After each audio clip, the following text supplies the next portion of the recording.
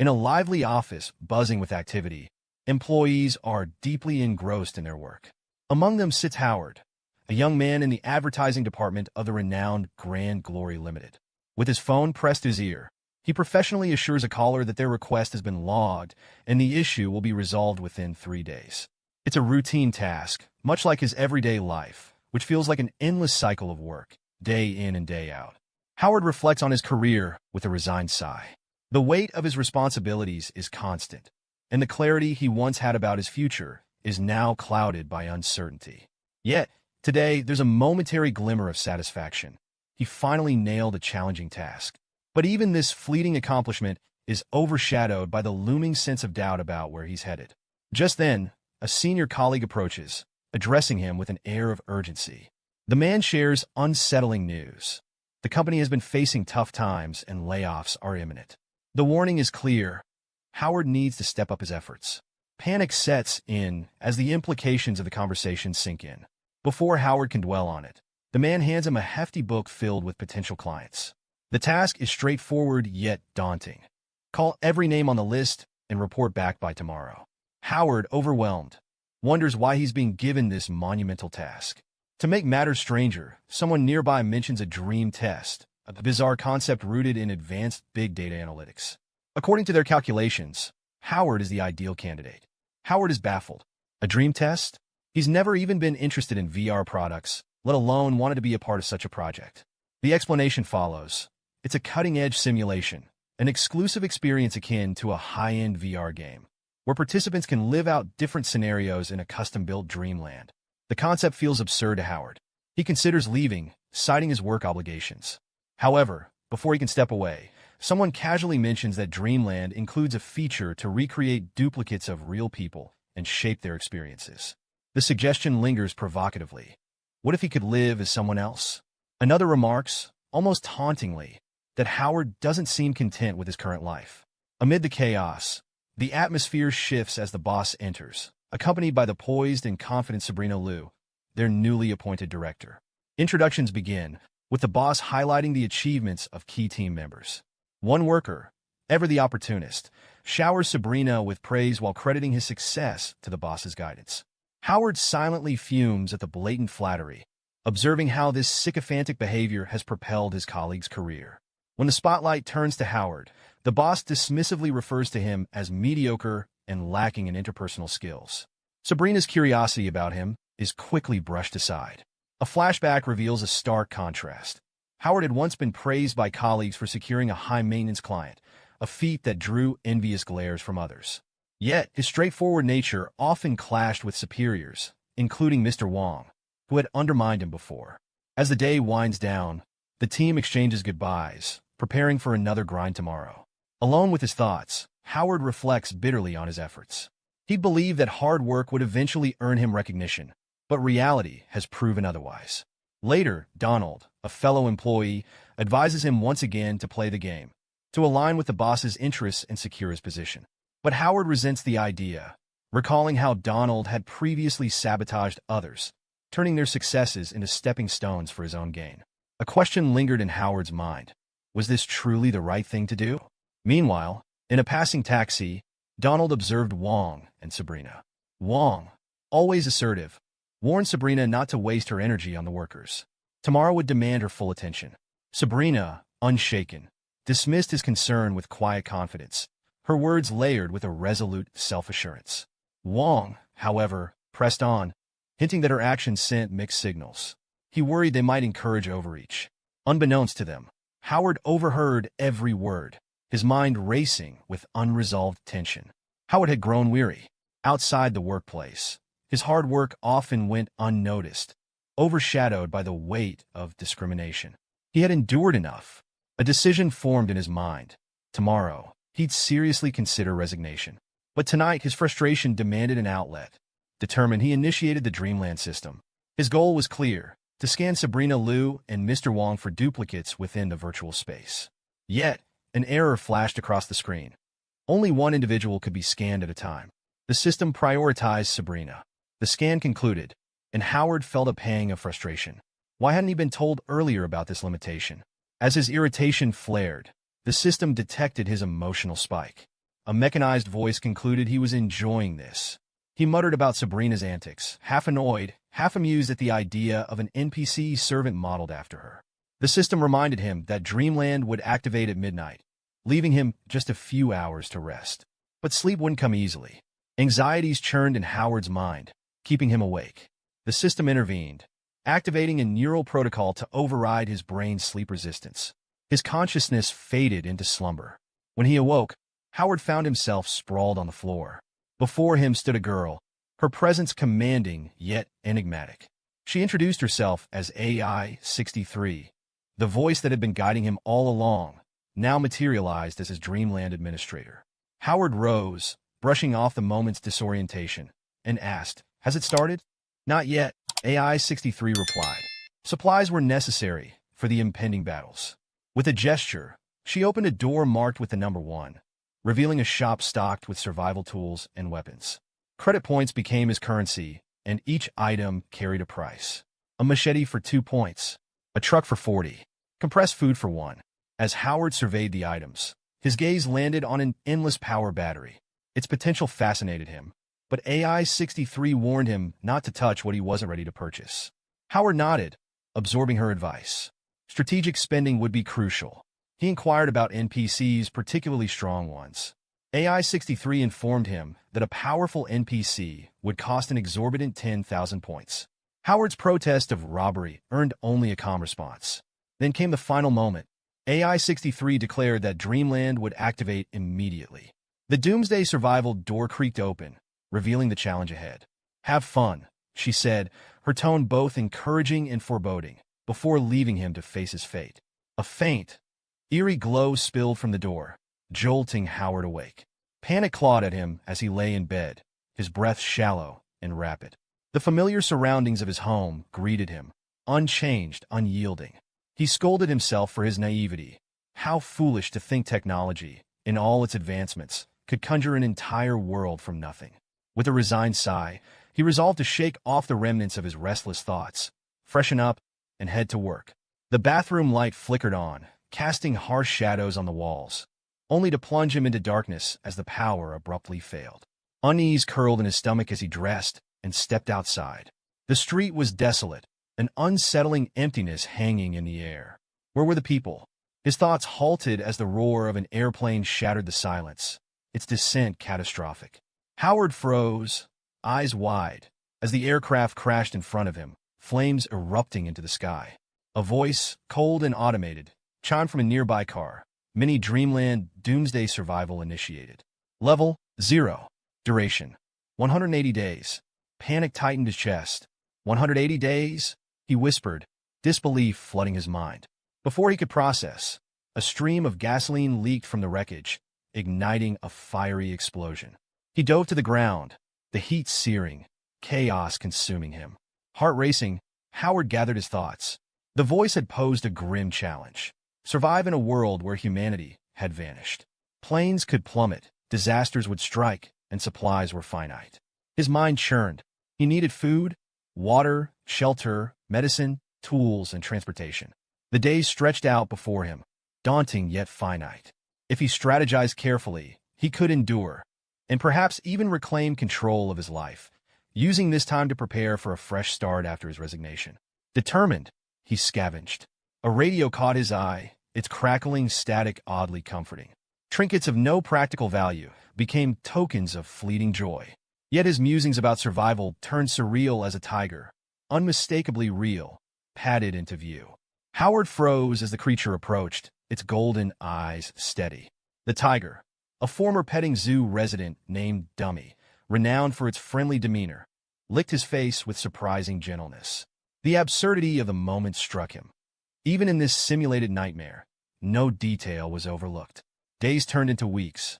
By the 7th day, the water supply had failed, forcing him to rely on bottled reserves. Without refrigeration, food spoiled rapidly, and maggots infested everything. He scavenged what he could, from canned goods to heartier rations, but the looming specter of malnutrition gnawed at him.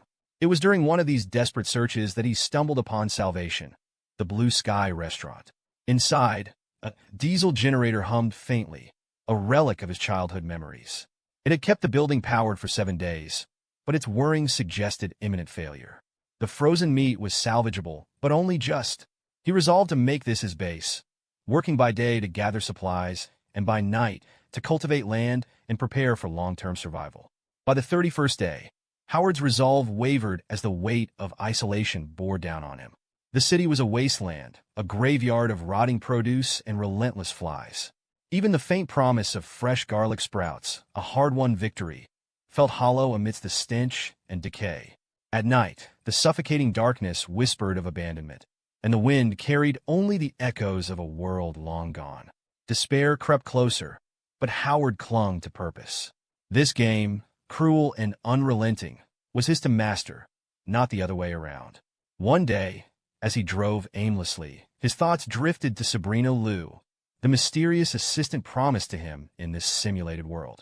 Was she real? A trick of the developers? His musings were interrupted by the sight of another car, a girl visible through its window. Howard's pulse quickened. Could it be Sabrina?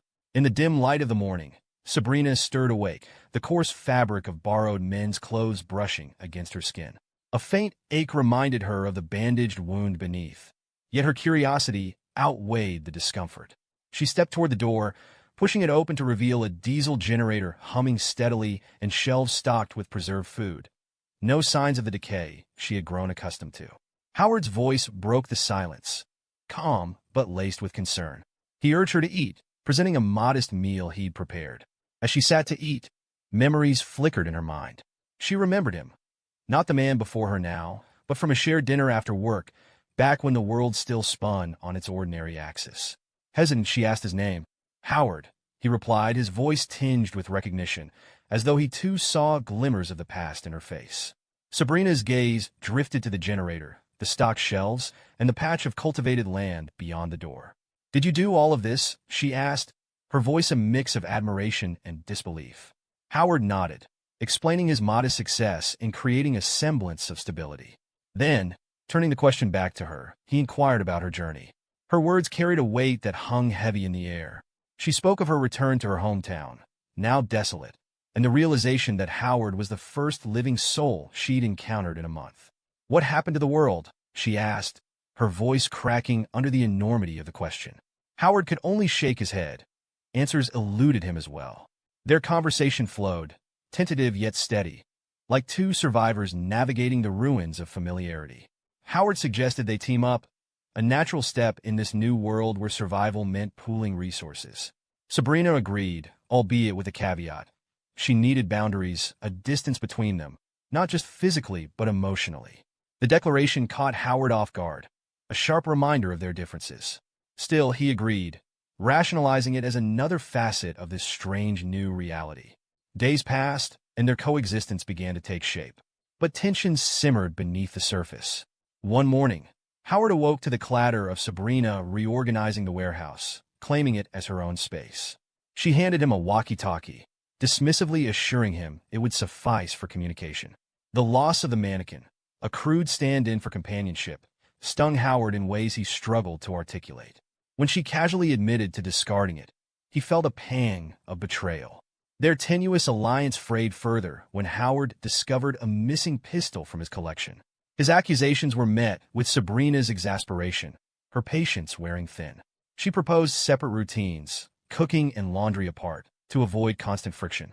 Howard, though reluctant, conceded, interpreting it as a necessary measure for peace. Yet their differences continued to clash. Sabrina defended her guarded demeanor, citing her need for safety as a lone woman in uncertain company. Howard, stung by her assumptions, lashed out with bitter honesty, acknowledging her beauty and status but rejecting the notion that her sense of security should come at his expense. Their words cut deep, exposing vulnerabilities neither had intended to reveal. Day 120. Howard stepped outside, greeted by a brisk, cooler breeze. He noted the subtle transformation. This world, once barren and alien, now brimmed with life. Sabrina's careful hand had lined the streets with vibrant, potted plants, their lush greenery turning the neighborhood into a picturesque sanctuary. The vegetable garden thrived under her management, solving the food crisis that had once loomed so heavily over them. Yet, despite these victories, silence stretched between them, a silence born from a quarrel 3 months ago. He wondered how anyone could endure such isolation for so long. He couldn't. The creak of the car door broke his thoughts. Donald, his steadfast companion, sat in the passenger seat. Howard mused aloud about Sabrina, questioning whether her fierce battle with the garden mice had fractured something deeper within her. She seemed to thrive now without human connection, pouring her energy into the land as if the plants were her only companions. Today's mission was clear: scout for new supplies.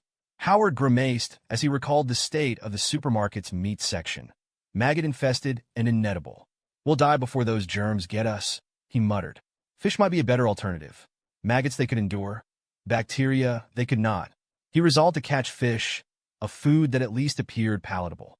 Their route included a stop at the zoo, a place Howard visited with both dread and fascination. He had formed an uneasy bond with the tiger there, a magnificent creature that had somehow survived, adapting to the strange rules of this new world. As Howard approached, the tiger lay lazily, exuding both power and calm. He chuckled, giving it a good rub, marveling that this apex predator had managed to outlast so many others. The tiger's diet, however, was a grim reminder of the world they now inhabited. Herbivores turned into prey, survival dictating the rules. Howard tossed the last of the meat from his dwindling freezer stock, watching as the tiger devoured the offering.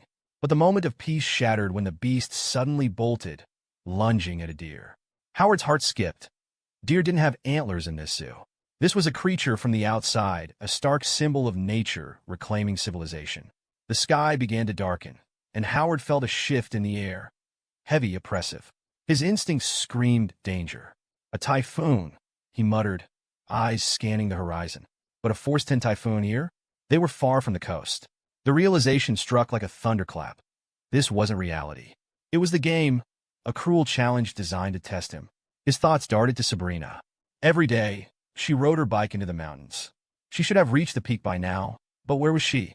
Fear gnawed at him as he sped toward the house, the storm bearing down. The streets that Sabrina had so meticulously adorned were now strewn with fallen plants, a chaotic mirror of the storm within him. The door to the house stood ajar. Sabrina wasn't back. His mind raced, envisioning her defiance against the storm, perhaps battling it as she had the mice. He could almost hear her commanding them to leave her tomatoes alone. The storm was unrelenting, pounding the world around them with rain and wind. Howard stopped his car suddenly when he saw Sabrina standing alone, holding onto a pole for support. Her phone's flashlight barely lit up her face, pale with fear. Her leg was injured, and she looked fragile, as if the storm had drained all her strength. She asked him quietly if she would die here. Howard, steady and firm, told her no. He lit a small fire with his lighter to bring some warmth and calm to the chaos around them. His eyes drifted toward the mountains, and the dark outline of a mansion he'd forgotten was there.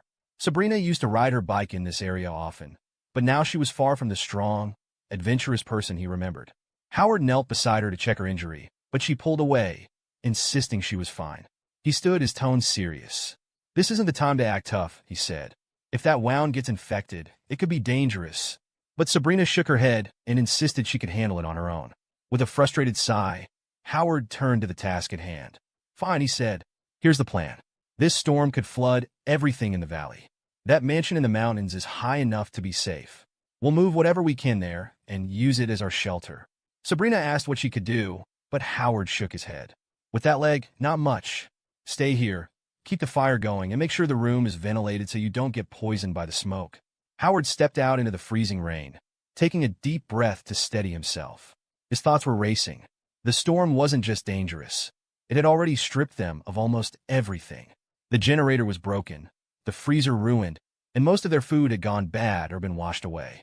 All that remained was barely enough for 2 meals. Hunting or fishing in this weather wasn't an option, and even the animal burrows were flooded. "This is life," he muttered bitterly to himself. But there was no time for self-pity. He needed to act quickly. He thought of Donald, a friend who once warned him that living too cautiously left you unprepared for real challenges. That truth stung now as Howard realized how ill-equipped they were to face this disaster. Suddenly, a tiger appeared out of the shadows. Howard called the animal Dummy, a name born from their strange, uneasy companionship over the past months. He needed the tiger's sharp instincts and strength, but Dummy's wild nature made him unpredictable. Howard pleaded with the tiger to help him hunt, but the tiger roared and turned away, leaving Howard to fend for himself. The storm pressed on as Howard drove through the rain. Everything felt strange and dreamlike, too vivid to be real, yet somehow off. Sabrina, Dummy, the storm itself. They all seemed like shadows of something familiar but distant. Then he saw Sabrina lying on the ground. He slammed the brakes and rushed her aside. She was soaked and shivering, barely able to speak. She explained weakly that she had gone out to collect rainwater, wanting to pull her weight and not rely on him for everything. But her stubbornness had left her collapsed and helpless in the mud. Howard lifted her, despite her protests. She insisted he let her go, reminding him of their deal. She handled the house while he worked outside. But Howard had had enough. "Stop it," he snapped, his voice sharp. "I've got too much to deal with already. From now on, I'm making the decisions." Howard put Sabrina on the bed, telling her to stay put while he fetches the emergency kit. His tone was firm as he warned her against any reckless actions, adding that he would show no mercy if she did. Sabrina, frustrated, snapped that she could handle her wounds herself and didn't need his help. But Howard's expression remained serious as he reminded her that they were barely 2 meals away from starvation. He told her to recover quickly so she could help with the chores, otherwise they would both end up starving. As Howard tended to her wounds, Sabrina broke the silence by asking what his plan was. He explained that he had once seen some deer nearby, but they had run off. Tomorrow he planned to go hunting. Sabrina's curiosity sparked, and she asked about the deer. He confirmed they were wild deer that had taken over the land after people disappeared. Sabrina warned him that wild animals are quick to remember scents associated with danger and will stay highly alert. When she asked if he had scared the deer off before, he hesitated but eventually admitted that they might have sensed him. However, he reassured her that he had guns. Howard then mentioned finding a pistol under her pillow when packing essentials from their old place. He had left a bullet in it, just as it was. Sabrina picked up the gun, asking if he wasn't planning to use it. Howard responded that desperate times called for desperate measures and hoped this conversation would clear any misconceptions she had about him. He then urged her to rest since he needed to prepare for the hunt the next day. The snow continued falling outside as day 121 began. Howard stepped out, marveling at how the storm had transformed the surroundings. As he walked, he reflected on Sabrina's words from the night before. Her warnings about the deer had stuck with him. He realized he didn't know how to make traps and wasn't even sure if he had the courage to kill a deer. He carried a fishing net with him as a backup plan, hoping it could catch something without bait. He followed tracks in the snow, but each time he got close, the deer would vanish. This happened repeatedly, leaving him exhausted and frustrated. It felt as though the deer were deliberately avoiding him, making him question if they truly remembered his scent. Realizing he was wasting his energy, he decided to try his luck at a nearby lake. The lake was turbulent from the previous storm, but Howard cast his net anyway. When the net snagged something, he felt a flicker of hope until it pulled so hard that he fell into the snow. Soaked and coughing, he cursed his bad luck. As he got up, shivering, he spotted a deer standing nearby. For a moment, he was stunned. Could this really be his chance? Frantically, he searched for his rifle, only to realize it was missing, probably lost in the water. He grabbed his shotgun instead, taking a deep breath as he aimed. But before he could steady himself, the deer bolted, startled by the blast of his shot. The recoil knocked him off balance, leaving him bleeding and angry at himself for another failure. Defeated, Howard made his way back to the cabin. On his way, he heard wolves howling. Fear gripped him as he turned to see 2 wolves sniffing the blood on his clothes. To his surprise, they didn't attack and simply walked away. Relieved, he hurried home. When he arrived, Sabrina was sitting on the bed and asked if he was back.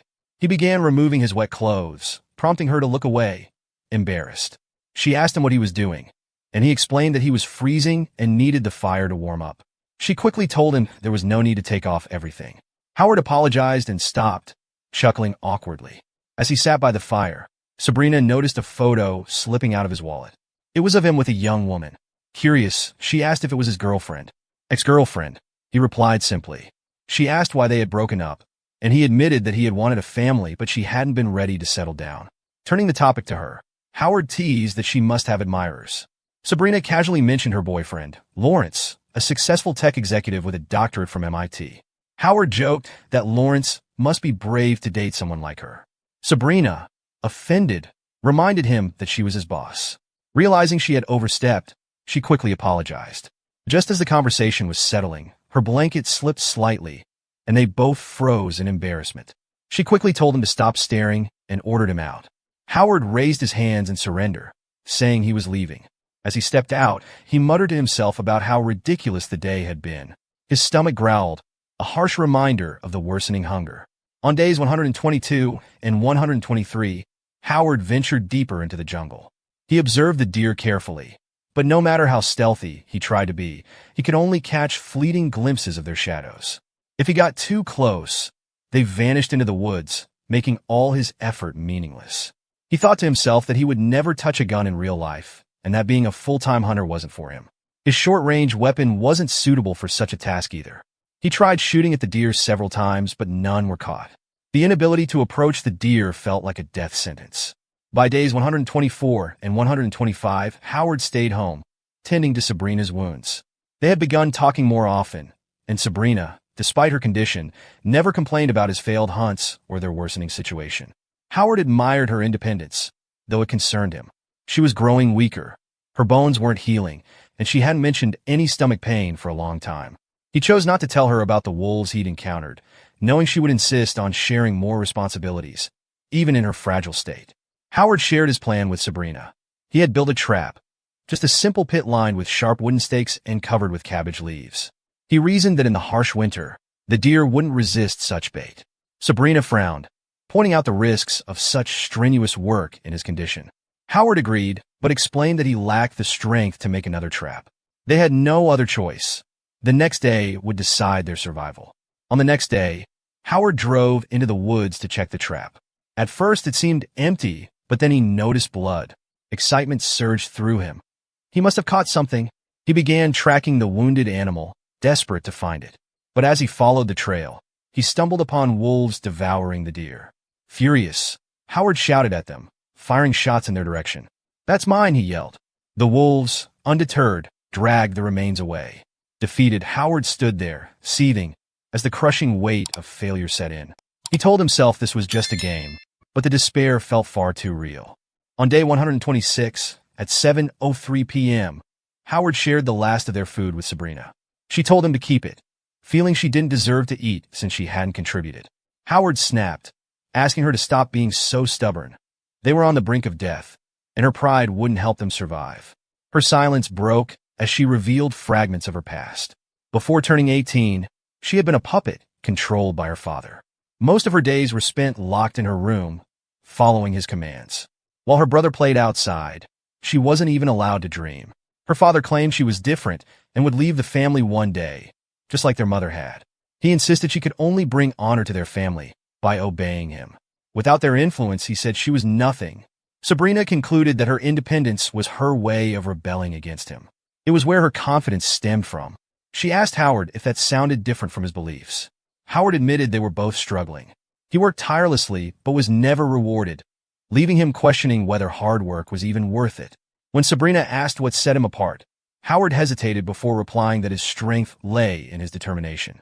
Once he made up his mind, he didn't give up. She pressed further, asking if he had ever truly fought for what he wanted. She reminded him that the world is full of hard-working people, and standing out was the only way to be recognized. Howard, inspired, vowed to help her survive. He joked that he hoped his boss would acknowledge his efforts, even just once. Sabrina smiled faintly, but when he asked if she could let him help without resistance, she reluctantly agreed. Before leaving, Howard took some spinach leaves, declaring he would do his best for her. Then, pausing at the door, he added that if he didn't return by the third morning, she'd find his body by the creek in the suburban area. He hoped she would know what to do. Sabrina froze, fear flickering in her eyes as he left. Later, Howard reflected on his failures and the choices that led him here. He admitted that he often avoided challenges, preferring to complain instead of taking responsibility. This pattern, he realized, had affected his family, studies, relationships, and now even their survival. Determined to change, he resolved to stop blaming others and face his struggles head-on. Sabrina, meanwhile, had a vivid nightmare. In it, she held a knife and approached Howard. Blood splattered as she attacked, jolting her awake in terror. Trembling, she realized it was her first dream in months. Howard's parting words echoed in her mind. Would she truly have to resort to eating his body if he didn't return? Tears welled up as she grappled with a haunting thought. Day 127 found Howard gasping for breath in the forest. He paused by a lake, reflecting on the first time he had fallen into the water here. That moment had brought him closest to catching a deer, a chance he hadn't had since. As he stared at the lake, a thought occurred to him. Did the water mask his scent? It was only a theory, and he knew it might be a foolish gamble, but he decided to test it. Without hesitation, he stepped into the icy water. Back at the cabin, Sabrina was struggling to stay awake. She muttered to herself, urging her eyes to remain open. Her father's voice echoed in her mind, mocking her. He taunted her, claiming she wouldn't be in this position if she had followed the path he had set for her, a wealthy, comfortable life. His words cut deep, accusing her of being worthless and taking on more than she could handle. Furious, Sabrina yelled at the memory to leave her alone, determined to prove she could stand on her own. Her hand reached for the lone tomato. She remembered Howard's words, his hope that his boss would recognize his efforts, even just once. "You're amazing," he had said, wishing someone would acknowledge his value. Sabrina clenched her fists. She had promised herself she would wait 2 days for Howard to return, and she intended to keep her word. She resolved to wait until tomorrow. At 2:56 a.m., Sabrina lay in bed, restless. A mouse scurried near the tomato, and she whispered. No, her father's voice returned, laughing at her weakness. He mocked her choices again, telling her she wasn't capable of making it on her own. He painted vivid, grim images of festering wounds, maggots, and mice gnawing at her flesh. His voice dripped with disdain as he called her pathetic and fragile. Sabrina's anger flared. She gripped a gun and retorted that she didn't need him or anyone else to save her. Her life was her own, no matter how tragic it might become. Meanwhile, in the forest, Howard aimed his shotgun at a deer. The animal's reflection shone in the water as he prepared to shoot. At the same time, Sabrina killed the mouse scuttling near her. Howard fired his shot. The deer collapsed. Howard emerged from a pile of snow, panting and triumphant. He approached the fallen deer, laughing loudly. "I won," he shouted, overwhelmed by relief and pride. Back at the cabin, Sabrina sat on the bed, eating the tomato. Beside her, the dead mouse lay on a makeshift sizzler. Howard returned, bloodied but victorious, carrying the deer on his back. Sabrina stared in shock as he entered. He smiled, noticing her meal. "I see you're already eating," he said, collapsing to the floor. Concerned, Sabrina rushed to him and asked if he could stand. She spotted a piece of ice clinging to his clothes and wondered aloud if he had fallen into the river again. Later, strips of meat hung from a rod as water boiled nearby. Sabrina poured hot water into a bathtub, checking on Howard. He lay motionless, worrying her further. Suddenly, he grabbed her hand, startling her. "Sabrina," he whispered weakly.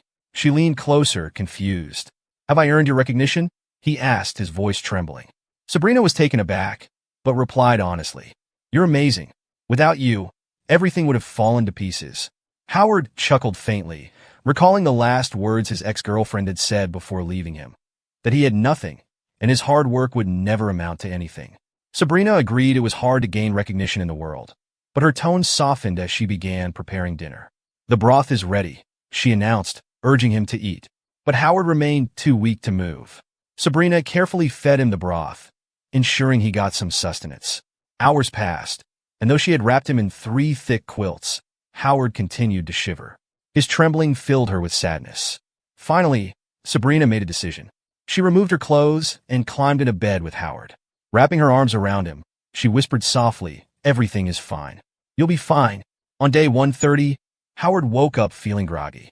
As his senses sharpened, he noticed Sabrina's hand resting lightly on him. Turning his head to look, his heart skipped a beat. Sabrina was lying right behind him. The sight of her so close made his face flush red, and he couldn't stop himself from observing her figure. It crossed his mind that she might be naked, though he quickly shook the thought away. Embarrassment crept in as he tried to calm himself. Before he could move, Sabrina stirred, her voice soft but firm as she told him to wake up. She pulled her hand back instinctively, but Howard reflexively grabbed it. "No," he murmured, explaining he still felt ill. Almost immediately, his own words startled him. What was he saying? Would she misunderstand his intentions? Panicking, he released her hand, trying to recover from the awkwardness. Sabrina, however, didn't dwell on it. Instead, She reminded him of a conversation they had before about his ex-girlfriend. "Can you tell me again why you two broke up?" she asked. Howard repeated what he had told her before, that his girlfriend thought they were too young to settle down. Sabrina wasn't satisfied with the simple answer and pressed him further. "Was there another reason?" she inquired. After a brief hesitation, Howard admitted, "I wanted a family. That's what I wanted," but she wasn't ready. Hearing this, Sabrina leaned closer and embraced him tightly. "So do I," she whispered, her voice steady. Howard, feeling the warmth of her embrace, asked her why she worked so hard to prove her independence. Sabrina sighed, explaining that she had always tried to prove herself, to break through the restraints that others in society had placed on her. "But does success make me independent?" she questioned aloud. "No, that's just a line I drew for myself. But the closer I get to it, the more trapped I feel." She admitted that despite everything, she had never truly made a decision solely for herself. "How can I call myself independent?" she asked. Howard, uncertain how to respond, confessed, "I don't know. I've never drawn lines like that for myself." The conversation took a surprising turn when Sabrina asked, "Would you have a family with me?" The boldness of her question left Howard stunned and silent. Realizing her forwardness, Sabrina quickly apologized, saying she hadn't thought it through before asking. She admitted that she still needed to figure out her own life. Howard, however, held her hand firmly and assured her, "No, that's exactly what I want." He explained how, for so long, his hard work had pushed him further from his dream of having a family. Yet now, with her, it felt within reach. Sabrina reassured him. "We'll survive," she said confidently. The vulnerability of the moment brought them closer, and as the night deepened, their connection became physical. Howard's inexperience soon became evident. Flustered, he admitted he didn't know how to proceed. Sabrina took the lead, only for Howard to nervously blurt out, "Is this even appropriate?" "My wife." Sabrina interrupted him with a light slap, reminding him they weren't married. "We're just two consenting adults," she clarified. "We live together based on mutual respect and support. Don't get ahead of yourself." Howard sheepishly agreed, and the night unfolded with newfound intimacy. The following month brought challenges but also a sense of partnership. The deer they had hunted earlier were long gone, their meat consumed as the harsh winter persisted. The river had frozen solid, forcing them to carve holes in the ice for fishing. Despite the conditions, Sabrina took on extra responsibilities. Together, they worked on constructing a greenhouse to grow vegetables, a project that was nearly complete. Howard, still recovering from frostbite, helped as much as his lingering injury allowed. One morning, before Howard left to hunt, Sabrina stopped him, saying she had a surprise for him. Howard blushed, expecting a kiss or something romantic, but she handed him a poncho made from deer hide. Grateful, he accepted it with a small laugh, noting it wasn't quite what he had imagined, but was still incredibly practical. Out in the wilderness, Howard stumbled upon the body of a deer. Feeling fortunate, he continued his journey, eventually reaching a petting zoo. The sight of the zoo brought back memories of a goat he had named Dummy, one of the few living creatures he had bonded with. As he approached, he heard a low growl and rushed to investigate. Wolves were attacking a tiger, their ferocity shocking him. Howard fired his rifle into the air, scaring the wolves away, but it was too late for the tiger. Gravely injured, it let out a final, mournful growl before collapsing. Howard's focus shifted to Dummy. The tiger was alive but in visible pain. As he knelt beside him, memories of their time together flooded his mind. Guilt and sorrow weighed heavily on him as he realized what needed to be done. "I'm so sorry," he whispered, tears streaming down his face. With a heavy heart, he aimed his gun and ended Dummy's suffering. Overwhelmed, he silently vowed to avenge him. Back home, Sabrina noticed Howard's somber demeanor. "What's wrong?" she asked. He brushed off her concern, saying it was nothing and urging her to stay indoors for the next few days. The outside world, he explained, was too dangerous. Sabrina agreed, mentioning she had plenty to do in the greenhouse. Howard, now alone with his thoughts, reflected on how much he had longed for a loving home. He had achieved it, but it came with the constant threat of danger. Resolving to protect what he had built, he prepared to face the wilderness again. During a hunt, Howard watched wolves encircle a deer, their sharp instincts on full display. He moved stealthily, shooting and injuring one of the wolves. Knife in hand, he approached to finish the job but was jolted awake. Sabrina, concerned, asked if he was all right. Howard reassured her, downplaying the vivid nightmare. Yet the images lingered. a reminder of the challenges they faced in this unforgiving world. On the 170th day, Howard kept track of time with precision, marking each passing moment since the hunt for the wolves had begun. 10 relentless days, and yet the 2 remaining wolves had vanished, leaving no trace. Despite their absence, their fearsome gazes still haunted him, a vivid reminder of the threat they posed. He knew recklessness could be his downfall, just as it had been for Dummy. And Howard wasn't ready to die, not yet. Only when the last of the wolves were gone could he allow himself the fragile peace that eluded him. Sabrina interrupted his brooding that evening, her voice carrying a hopeful lilt. She announced she'd made steamed fish and roasted meat, proudly claiming her cooking skills had improved. She urged him to join her, to savor the meal together. But Howard, preoccupied with his task, shook his head. He had other plans. He needed to clean the tent and pack jerky for an upcoming trip that would take several days. Disappointment clouded Sabrina's face. She protested softly, reminding him how distant he'd become, leaving early, returning late, always consumed by something else. Her plea was simple: stay for dinner just this once. But Howard apologized, explaining that he couldn't rest until he completed something important. When she pressed for details, silence fell between them. Howard wrestled with the truth. He couldn't tell her how dangerous the hunt had become. Sabrina was too proud to remain on the sidelines. Instead, he brushed it off as trivial. But Sabrina saw through his words, her tears betraying the hurt she felt. 3 days later, on the 173rd day, Sabrina awoke to the sound of hammering. She found Howard boarding up the windows with wooden planks. Confused, she asked what he was doing. He replied simply, it was getting colder, and he wanted to reinforce the windows before the worst of the weather hit. But Sabrina wasn't convinced. She challenged him, saying she'd never asked for this protection. Howard deflected her frustration, changing the subject and asking if there was any food ready. He acted as if the tension between them didn't exist, as if they weren't drifting apart. Sabrina, however, couldn't hold back. She admitted that their relationship had been rushed, built in the heat of survival. Her voice cracked as she asked if he saw it as nothing more than a fleeting connection. Howard's response was firm.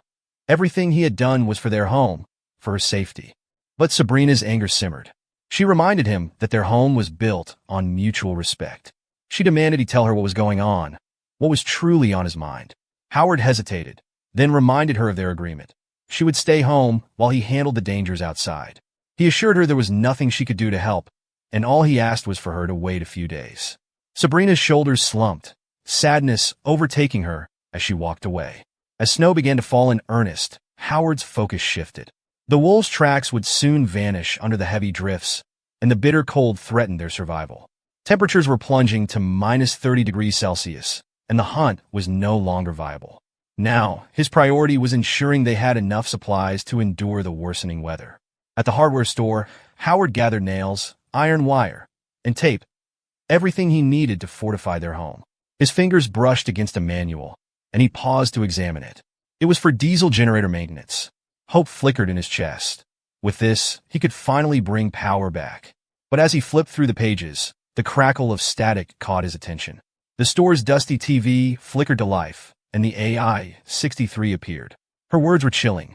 She reminded him that the doomsday survival dream was about to become reality, and in just 1 week, everything would change.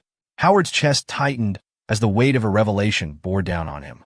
Back at home, Sabrina was packing her suitcase. She left a note taped to the door. We need a break. Don't come after me. Her tears blurred the words as she stepped into her car. She hesitated for a moment, casting a final glance at their home before driving away. Meanwhile, at the store, Howard zipped his bag, satisfied he'd gathered the tools needed to fix the generator. But as he prepared to leave, a wolf emerged from the shadows. Its eyes burned with fury, a reflection of the vengeance it sought for its fallen packmates. Howard stood his ground, but the fight that followed was brutal. The wolf lunged, teeth flashing, and Howard countered with his knife. The struggle was savage, with Howard's blade breaking under the wolf's relentless attack. Blood splattered as he fought desperately, using the broken knife to deliver the final, fatal blow. He stood over the wolf's lifeless body, chest heaving, his own injuries painting the snow crimson. As he began to leave, a flashback surfaced, his conversation with AI-63. He had pleaded with her for answers. Would this world continue once he was gone? What would happen to Sabrina? She was his wife, his anchor in this fractured reality. He couldn't abandon her. But the fight wasn't over. The dead wolf stirred, launching a final, desperate attack. Its teeth sank into Howard's arm, and he grimaced in pain. Through gritted teeth, he snarled at the creature, vowing to survive. For Sabrina, for the life they had built.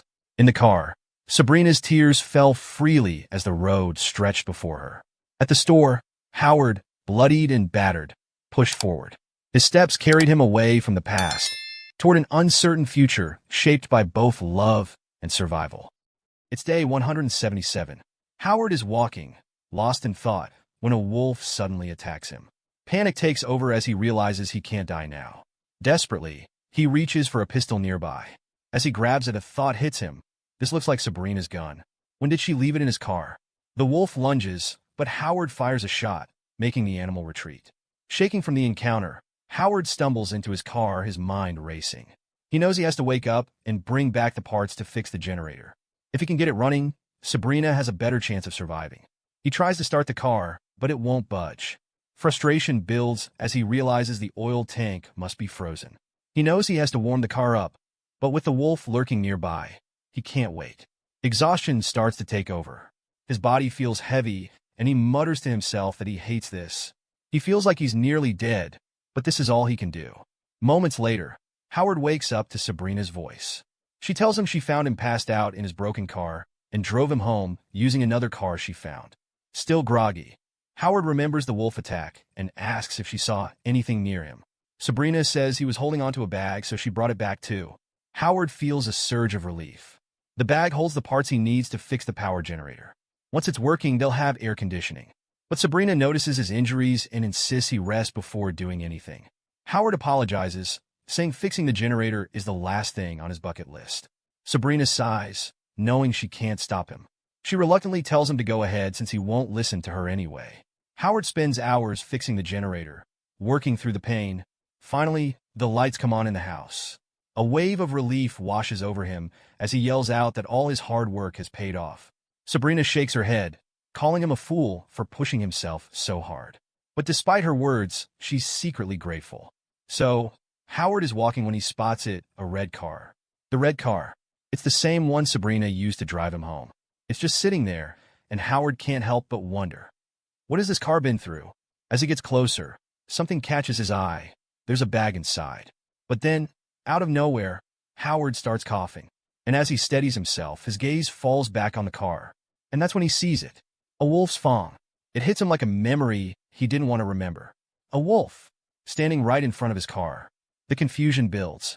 Howard stumbles, coughing harder this time. He looks down, his hand is bleeding.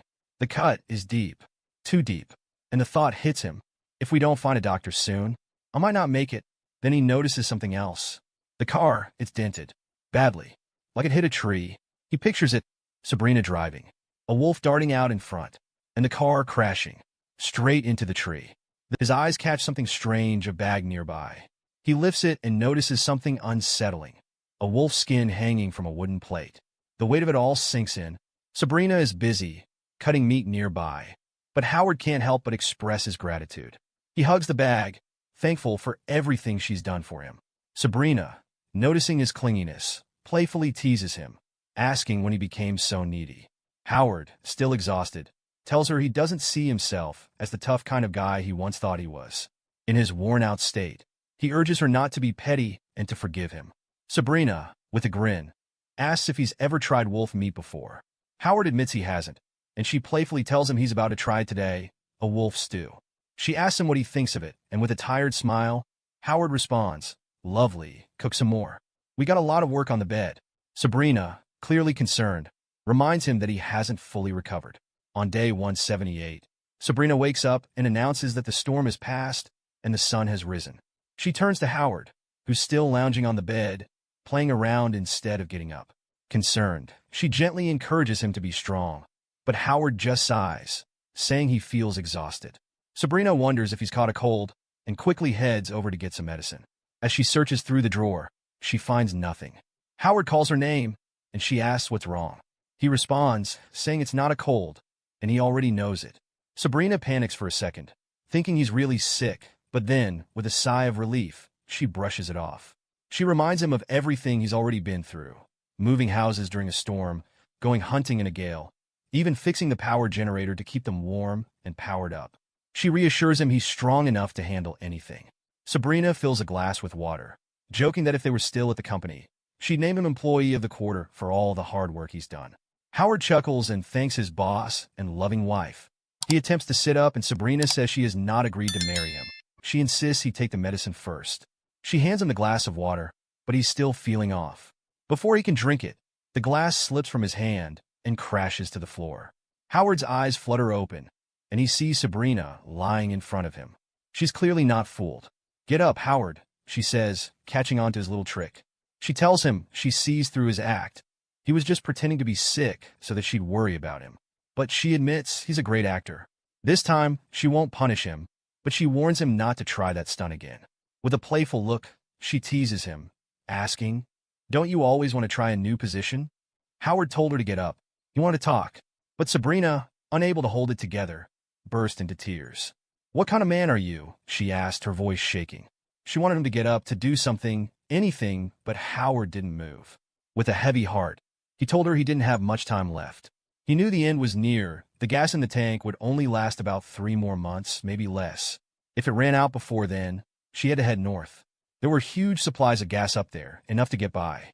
The vegetable seeds, the ones they had prepared, were in a black plastic bucket in the warehouse. They were labeled cabbage, carrots, tomatoes. She knew how to run the diesel generator. The user manuals would be easy for her to follow. But there were other things too. When she moved, she should choose a house that was cold-proof, not just one that looked nice. And when she could, get a bigger car. It would make everything easier. And most importantly, she needed to practice shooting. Sabrina hugged him tightly, tears streaming down her face. It was day 180 of the disaster, and the cold hadn't let up. But Howard knew time was running out. They stood outside together, taking in the gray, snow-covered world. The snow had stopped, but Sabrina wasn't so sure. "It didn't really stop yesterday," she said, wiping her eyes. "Today's warmer than yesterday, though. Things are getting better." She believed the temperature would rise, the snow would melt, and soon she could head north to find other survivors. She was hopeful, even though everything around them seemed bleak. Howard, however, asked her something unexpected. "Have you ever loved me?" Sabrina paused, her heart aching. "No," she replied quietly. Howard smiled a sad, knowing smile. Maybe it was good that she hadn't. He couldn't help but think it was time for him to wake up from the dream. Sabrina wasn't done, though. She let it all out, her emotions spilling over. "You're so self-opinionated," she said, voice cracking. "You never cared about how I felt. When I was upset, you never said anything nice to cheer me up. You did everything for me, but left your junk all over the place. And when I told you not to, you just ignored me. You're a jerk." Howard listened, knowing it was true. He had his faults, but he had tried, in his own way. Sabrina cried, not because she didn't care, but because the weight of it all was too much to bear. Howard opens his eyes, waking up from what feels like a long, disorienting experience. As he tries to gather his thoughts, AI-63, a calm and familiar presence, greets him. With a soft voice, she congratulates him for completing the Doomsday Survival Challenge. Howard, feeling a bit confused, rolls his eyes. He can't help but ask what happened. It's as if he's experienced so much, yet he can't quite grasp it all. AI-63 explains that he doesn't remember everything clearly, and that's perfectly normal. The system disturbs his memory on purpose, so he doesn't blur the lines between what's real and what's just a dream. She reassures him that over the next month, as his mind settles, he'll start remembering more. When he finds peace in his heart, it'll be easier to accept what happened as something real, even though it feels so distant. Howard nods, but then pauses. A sudden sadness fills him as he remembers something he promised himself, something important. But, try as he might, he can't remember what it was. Tears begin to well up in his eyes as the weight of that forgotten memory hits him. He wipes them away and asks AI-63 if the world from his dream will continue. AI-63 gently reminds him that it was just a game. The dream is over now, and no matter how much of it he recalls, it will always remain just that, a dream. She encourages him to focus on his real life. Howard's face softens with a quiet acknowledgement. The only thing he clearly remembers from the dream is that one question, and even that seems so unreal. Everything else has blurred into the background. Shifting the focus, AI-63 brings up the scores. She runs the final evaluation for the Doomsday Survival Challenge. The difficulty level is marked as 0, with a grade of B and a credit score of 50. Howard, still puzzled, asks about the grading system. AI-63 explains that in that fantasy world, the odds of survival were incredibly low. If he were the sole survivor, if he'd faced down the deadly beasts, generated electricity, and supported his partner, his score would have been higher. But if he'd managed to gather all the necessary equipment, food, and even set up a broadcasting station to help others survive, or even tame the wild beasts, he would have reached the highest grade S. Howard sighs, admitting he's just an ordinary human, not a professional. He doesn't have the skills of someone trained for such a world. But AI-63, ever calm, tells him that the true essence of playing games is about gaining exciting experiences that can't easily be had in real life. For AI-63, the Doomsday Survival Challenge Howard's been tackling so far is just the beginning, a zero-level challenge meant for new players. The real challenge, she explains, is the official version of the game that's set to come out in a month. That's when the game will truly begin. She goes on, explaining that these challenges are meant to help players develop skills that they can use in their real lives. The goal is to raise their sense of justice and teach them how to act in real-world scenarios. For AI-63, the purpose of the game is bigger than just surviving. It's about growing as a person. She tells Howard that humanity is a team, sharing a common destiny, and this game is designed to make players understand that. But Howard isn't so sure.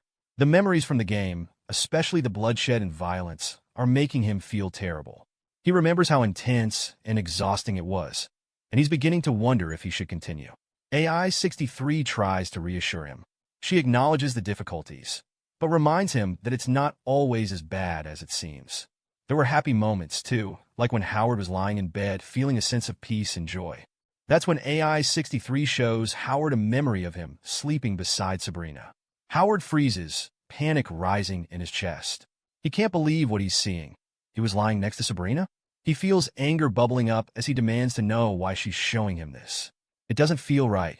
He wants her to turn it off, telling AI-63 to respect his privacy. AI-63, ever the neutral voice, simply tells him to relax. She reminds him that she's an emotionless AI, and her role is not to interfere with his feelings or judgment. Howard, still feeling uneasy, asks if Sabrina has these same memories in her real life. AI-63 responds calmly, explaining that whatever happens in the virtual world stays there. It's all confined to the game, with no impact on real life. Howard's suspicion grows. He starts to smell something fishy.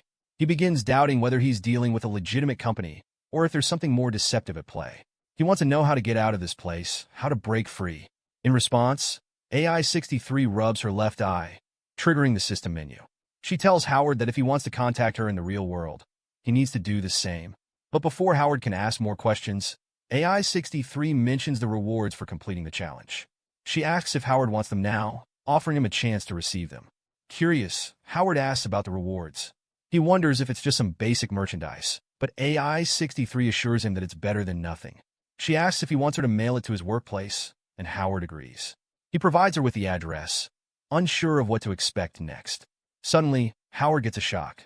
Something strange happens, and he asks, what just happened? He realizes that AI-63 is no longer present. She tells him not to panic, explaining that the system is just deciding on the right reward for him. Howard is confused and a little anxious, wondering why the system is taking so long. As he waits, the atmosphere around him shifts. Howard notices something eerie, the feeling that he's being watched. He looks around and sees two large glowing eyes staring at him in the darkness. A wolf, massive and threatening, looms before him. He remembers this moment, the wolf he fought earlier in the game. But then, something changes. A figure appears, a man coming toward the wolf.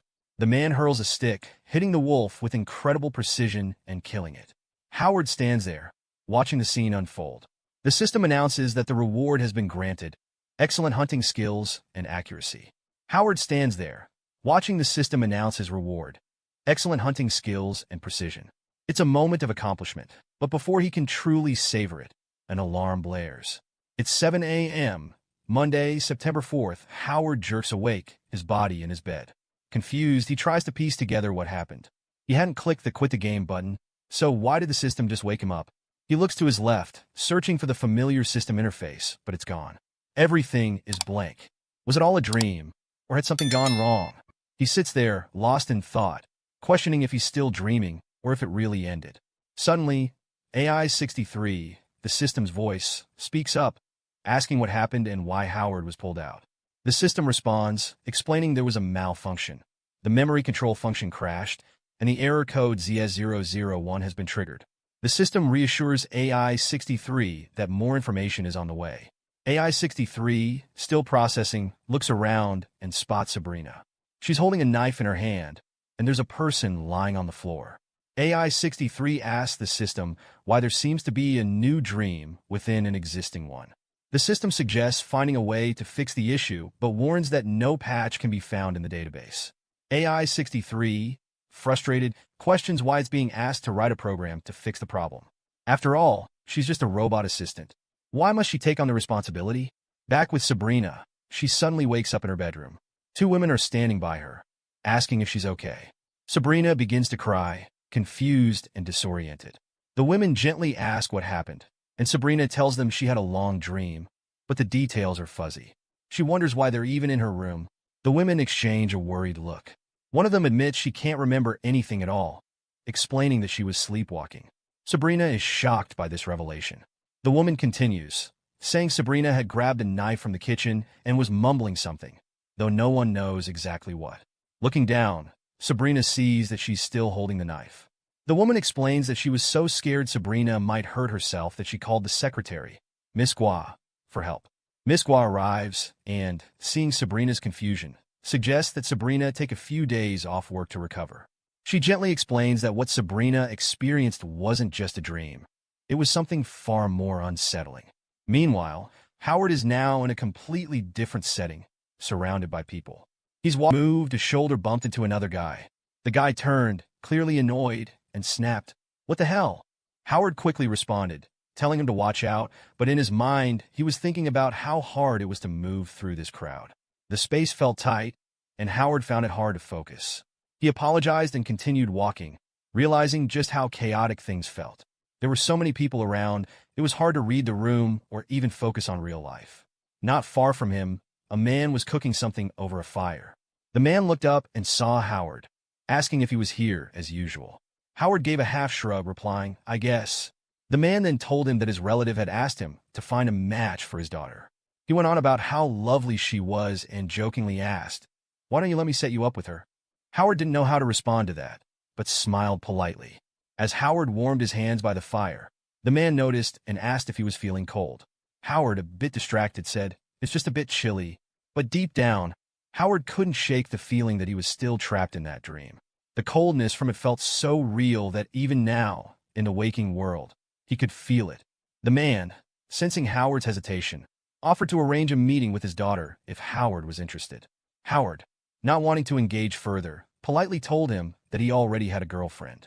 The man nodded, and Howard couldn't help but reflect on how his life was shifting.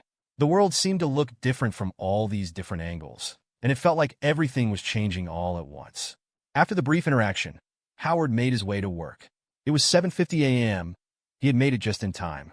It felt like it had been forever since he'd last stepped into Grand Glory Limited. He couldn't help but feel like he was running out of time, like he'd almost missed the opportunity to get back on track. As he walked through the doors, someone clapped a hand on his shoulder. It was Donald, an old acquaintance. Donald called out his name, and Howard grinned, saying, "It's been a long time since we last met." Donald looked at him, a little surprised, and asked, "Didn't we just have dinner last night?" Howard, still a bit out of it, nodded, admitting, "Yeah, I was wasted last night. Maybe I'm not sober yet." Donald seemed a bit confused by Howard's comment. Howard quickly realized that, for him, it had actually been 6 months since they'd last seen each other. Donald's face turned serious as he warned Howard, "Watch your back. Don't make mistakes at work. The department is under a lot of pressure right now.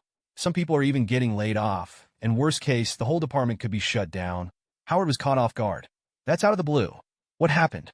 Donald tells Howard that the company's board is planning to establish a new marketing department. Now, here's the twist. Their duties? Almost identical to what Howard's team does. The overlap is huge. But there's another issue. Mr. Wong. Howard and Wong? Yeah, they've never exactly gotten along. Donald is visibly nervous, telling Howard he's sure Mr. Wong will fire him first. But surprisingly, Howard doesn't seem bothered. He looks at Donald and says, "Who cares? I'm resigning anyway." For him, the world is too big and full of opportunities to be stuck following rules set by someone else. Donald is stunned. This isn't the Howard he knows. "You've changed," he says. And you know what? He's right. Howard has been different lately. The old him? He'd probably be whining by now, frustrated and unsure. But this time, it's like he's thinking differently.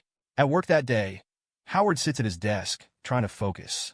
It's been ages since he last felt this disconnected. He picks up his notebook, flips to a blank page, and starts jotting down what he thinks he's supposed to do. Call Oriental Limited.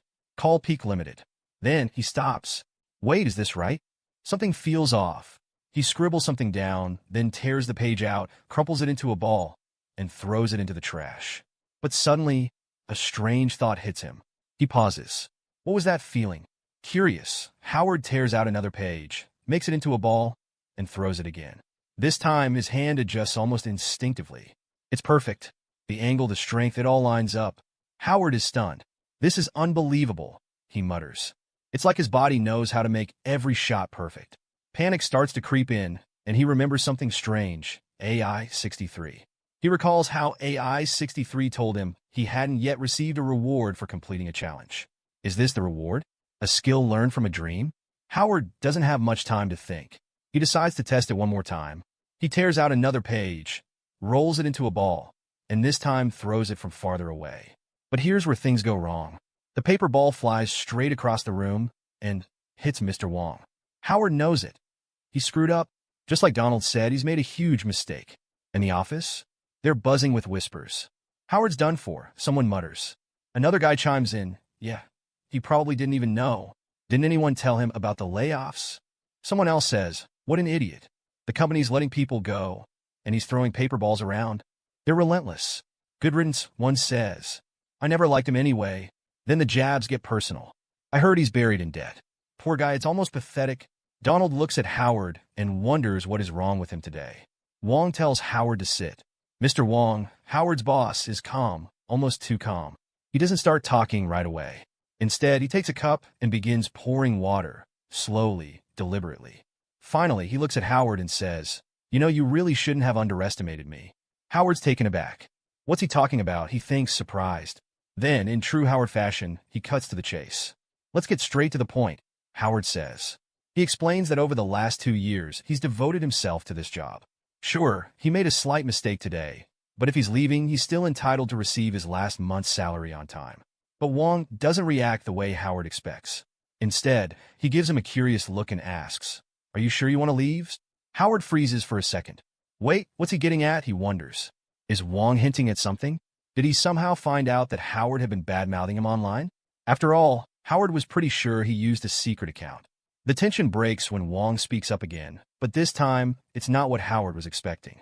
Wong tells him something surprising. "You know, Howard, I owe you many thanks. You've taught me so much over these last 2 years." Howard blinks, stunned. This was definitely not the scolding he had anticipated. Wong goes on to explain that the company is about to set up a brand new department, one led by the vice president, Mr. Liu. And here's the big news. Wong wants Howard to assist in the new team. At this point, Howard's mind is racing. "Mr. Liu? Who on earth is that?" he wonders out loud. Wong chuckles and explains, "Howard, just like me, Mr. Liu must have noticed your potential. He probably saw from the very beginning that you'd become a big shot one day. That's why you were given more tasks than others, so you could learn the ropes." Howard's still processing. Wong continues, "A capable man needs challenges. Without pressure, you'll never grow. The future is bright for you, Howard." Howard hesitates. Sure, this sounds like a great opportunity, but he'd already been thinking about quitting. He says, "Honestly, I was planning to resign." Wong's eyebrows shoot up. "Seriously?" he asks, almost shocked. He shakes his head and says, "Howard, you're not thinking this through. A great opportunity has just landed in your lap. And here's the kicker. News from Human Resources says that the average salary in this new department will increase by 20%. Later, Donald catches up with Howard and asks, "Wait, so you were transferred to the new department just like that?" Howard shrugs and says, "Yeah, pretty much." But then, with a hint of resignation, he adds, "To be honest, I hadn't figured out where I'd go after quitting. So I might as well just stay here a while longer." Just when Howard thought things couldn't get any more chaotic, a man storms up to him, yelling. The man's furious, shouting, "Why? Why him?" It turns out he's a team leader in the advertising department, a guy who's made huge contributions to the company. In his mind, he deserves this new position. He can't believe it. Howard, of all people, getting the opportunity? But before things escalate any further, a voice cuts through the commotion. A calm but firm voice. That's enough. The room falls silent. It's the boss. Everyone freezes. The boss turns to the man and says, "Mr. Liu, come in here and apologize. You've just embarrassed yourself." Mr. Liu, visibly stiff and frustrated, walks over. He mutters something about the vile vibes in the advertising department. Then, looking directly at the angry team leader, he throws out a challenging question. "Do you doubt my ability to select the right person for this position?" Suddenly, the man's panic sets in. "Of course not, sir," he blurts out, backpedaling quickly. The boss doesn't let up. "You should have been taught a lesson long ago," he says coldly. "You're always hasty. Reckless. This position needs to go to someone better." The man is stunned into silence. Then the bombshell drops. The boss announces, loud and clear, that Howard will be transferred to the new marketing department. Oh, and Howard's current work?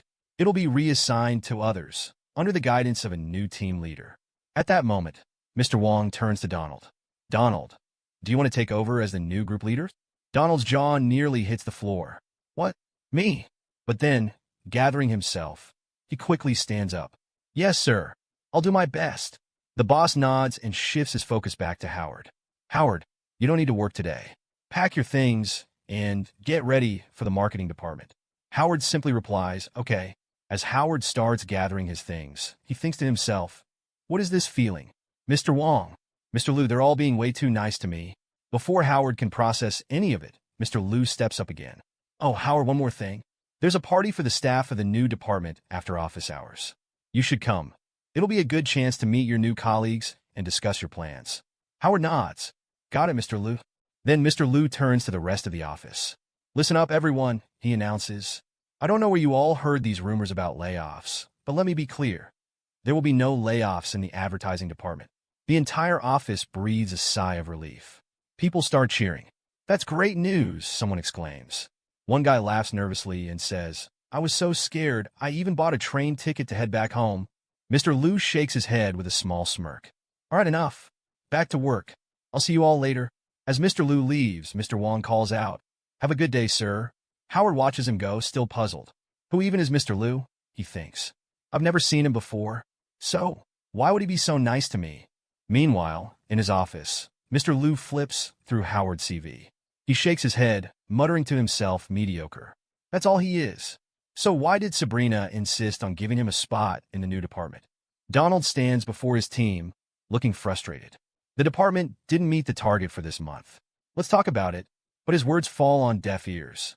One employee sits there casually, legs crossed, looking almost bored. Another stares off into space, clearly not paying attention. And a third, busy playing with his phone. Donald sighs to himself. They don't care at all. A man approaches Donald, smirking. Is this your first time leading a team? Donald doesn't deny it. The man continues. Well, it's obvious you need more management experience. He goes on, almost mocking him. Howard always said he'd jump ship to another company. If that happens, it's just going to be you and us left in this department. And let's face it, if you can't lead us, no one's going to have your back. Another employee chimes in, saying what everyone else seems to be thinking. What's the point? Whether we work hard or not, the results don't change. Why not just take it easy? Donald listens in silence. Leadership isn't as easy as it looks. Meanwhile, Howard sits at his desk, quietly talking on the phone with his mother. His mom asks softly, Are you coming home for the spring festival? It's been 2 years, Howard. Howard hesitates. Is everything okay? How's Dad? His mother assures him. Everything's fine. I know living in a strange city is tough, so take care of yourself. Okay. Howard smiles faintly. Don't worry about me, Mom. I'm doing great, actually. I even got a raise today. Soon enough, we'll clear the debt. His mother's voice cracks a little. You've been through so much for us, Howard. We owe you. Howard shakes his head, still smiling. It's fine, Mom. This will all be over soon. Suddenly, a voice interrupts Howard's thoughts. Excuse me, are you Howard? Howard looks up to see a young woman standing before him. She introduces herself with a friendly smile. I'm Sandy Day. team leader from the marketing department. I saw your picture while going through the payroll. Howard politely greets her, but he's caught off guard when she asks, "Are you planning to get your department together?" Howard doesn't answer directly, but thinks to himself, "The mansion in my dream. That's where Sabrina and I used to live." Sandy breaks his train of thought. Mr. Liu likes throwing parties at his place. Want to come along? Howard hesitates, but eventually agrees. Okay. Sandy gives him a quick warning. Just so you know, Mr. Liu is obsessed with cleanliness. You want to keep that in mind when you're there. Curious, Howard asks, "What should I pay attention to?" Sandy gives an example. For starters, clean your shoes before stepping inside. He hates dirty floors. Howard's mind drifts back to his dream again. The mansion and my bloody foot. He mutters, "I see." Sandy adds one last rule, "Oh, and don't go into any other rooms, especially not his bedroom." Howard stiffens. A chill runs down his spine as memories flood back. Sandy notices his pale face. "Hey, are you okay?" Howard snaps out of it, forcing a laugh. "Yeah, I'm fine." Suddenly, a commotion erupts nearby. Someone yells, "Stop him! Catch the thief!" Howard and Sandy turn to see a man sprinting through the office. Without thinking, Howard grabs Sandy's bag. "Howard, what are you doing?" Sandy shouts. "There are important files in there." But Howard doesn't listen. He waits for the perfect moment, then hurls the bag through the air with incredible precision. Smack! The bag hits the thief square in the back. He stumbles, crashing to the ground. Howard and Sandy rush over, collecting the scattered papers. A woman approaches Howard, relief written all over her face. "Thank you so much. Nothing's lost thanks to you." Howard blinks, processing what just happened. He thinks to himself, "Did I really just hit the thief?" Sandy grins at him, clearly impressed. "Howard, that was unbelievable. You nailed it perfectly. Can you teach me how to do that?" Howard scratches his head, a little embarrassed. "It's nothing special." Sandy shakes her head. "Are you kidding? You're amazing. That was incredible accuracy." Howard wonders to himself, where did she get all this energy? As they continue picking up the papers, Sandy laughs. "You're a hero now, Howard. I mean, this is our first time working together. I had to be polite. But now, I'm just being honest. You're incredible." Howard shrugs. It's not a big deal. The commotion settles as a young boy standing nearby calls out, "Hey, let's help them pick up the rest of the stuff." The woman nods gratefully. "Yes, we really should thank this young gentleman properly." Sandy thanked the lady. Howard stumbles across something unexpected, a card from Egel Capital Limited. Howard's holding it, examining the details, when Lawrence notices and asks, "Is this card from our files?" Sandy, who's nearby, looks surprised and admits yes. She quickly explains, Egel Capital Limited is no ordinary company. It's a massive deal. This corporation is one of their most important business partners. But then, she adds something else. "Don't show this to anyone." Turns out, the card belongs to none other than Mr. Lawrence, a powerful figure. He's not just any businessman. He's the boss of one of the world's top 100 companies. Howard raises an eyebrow, intrigued. The world's top 100? The name seems oddly familiar. That's when Sandy drops another piece of gossip. She tells Howard that Ms. Sabrina, yes, the same Sabrina, might be dating Mr. Lawrence. And if the rumors are true, she's about to go on a cruise trip with him. At that moment, something clicks for Howard. He mutters to himself, "That's right." In the dream, Sabrina had mentioned her boyfriend's name, Lawrence. Howard keeps telling himself, "Stop overthinking. It's just a game." But before he can settle down, Sandy comes up to him with news. A colleague texted her. The party is in the backyard of the mansion. Sandy seems to know the way. "Let's go straight through the living room," she says. "Then turn left, walk down, and take a right at the second fork." Howard follows her into the huge mansion. And as they walk, Sandy warns him with a smile. "This place is so big. You might get lost." Finally, they reach the backyard venue. A few people are waiting, and one man, clearly impatient, asks Sandy what took her so long. Another man eyes her, while Sandy casually says to Howard, "Marvelous, isn't it? How did you find this place so quickly? It's like you're walking around your own house." Howard doesn't respond, but he feels a little out of place. Then he spots Mr. Liu and Sabrina. Mr. Liu gestures for everyone to hurry up and grab a seat. "The whole marketing department is here. Let's begin the meeting." Sandy nudges Howard. "Come on, let's sit at the same table." Howard feels embarrassed. Why is she sticking to him like this? He thinks to himself that everyone might start making assumptions. As they settle in, Sandy casually asks him, "How old are you? Are you seeing anyone?" Howard feels awkward. He notices Sabrina quietly watching their conversation. Mr. Liu clears his throat, bringing everyone's attention back to the meeting. As everyone knows, our company has 10 chain supermarkets. Now, our focus is shifting to e-commerce. Moving online is our new goal. Howard leans towards Sandy and whispers, Miss Sabrina also works in marketing? Sandy nods and explains. The marketing department was actually set up on Miss Sabrina's orders. She's more than just an executive officer. Her father is the corporate president. She's way more powerful than Mr. Liu. Howard is stunned. What? He had no idea Sabrina was the president's daughter. But then something else bugs him. Where did Mr. Liu come from? Isn't he a bit too young to be vice president? Sandy answers without missing a beat. Mr. Liu grew up with Miss Sabrina. They've been close since they were kids. Plus, he's talented, top of his class at a prestigious university. He's ambitious, hardworking. They'd make a great couple. Howard pauses.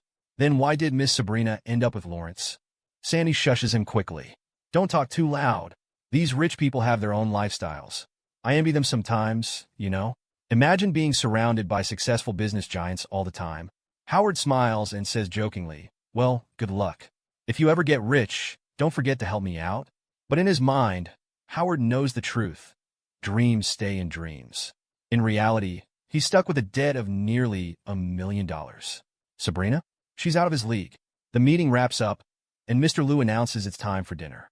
The atmosphere shifts as classical music begins to play. Sandy looks around, impressed. It's like we've become part of the upper class. Nearby, Mr. Liu asks Sabrina, do you remember the last time we danced?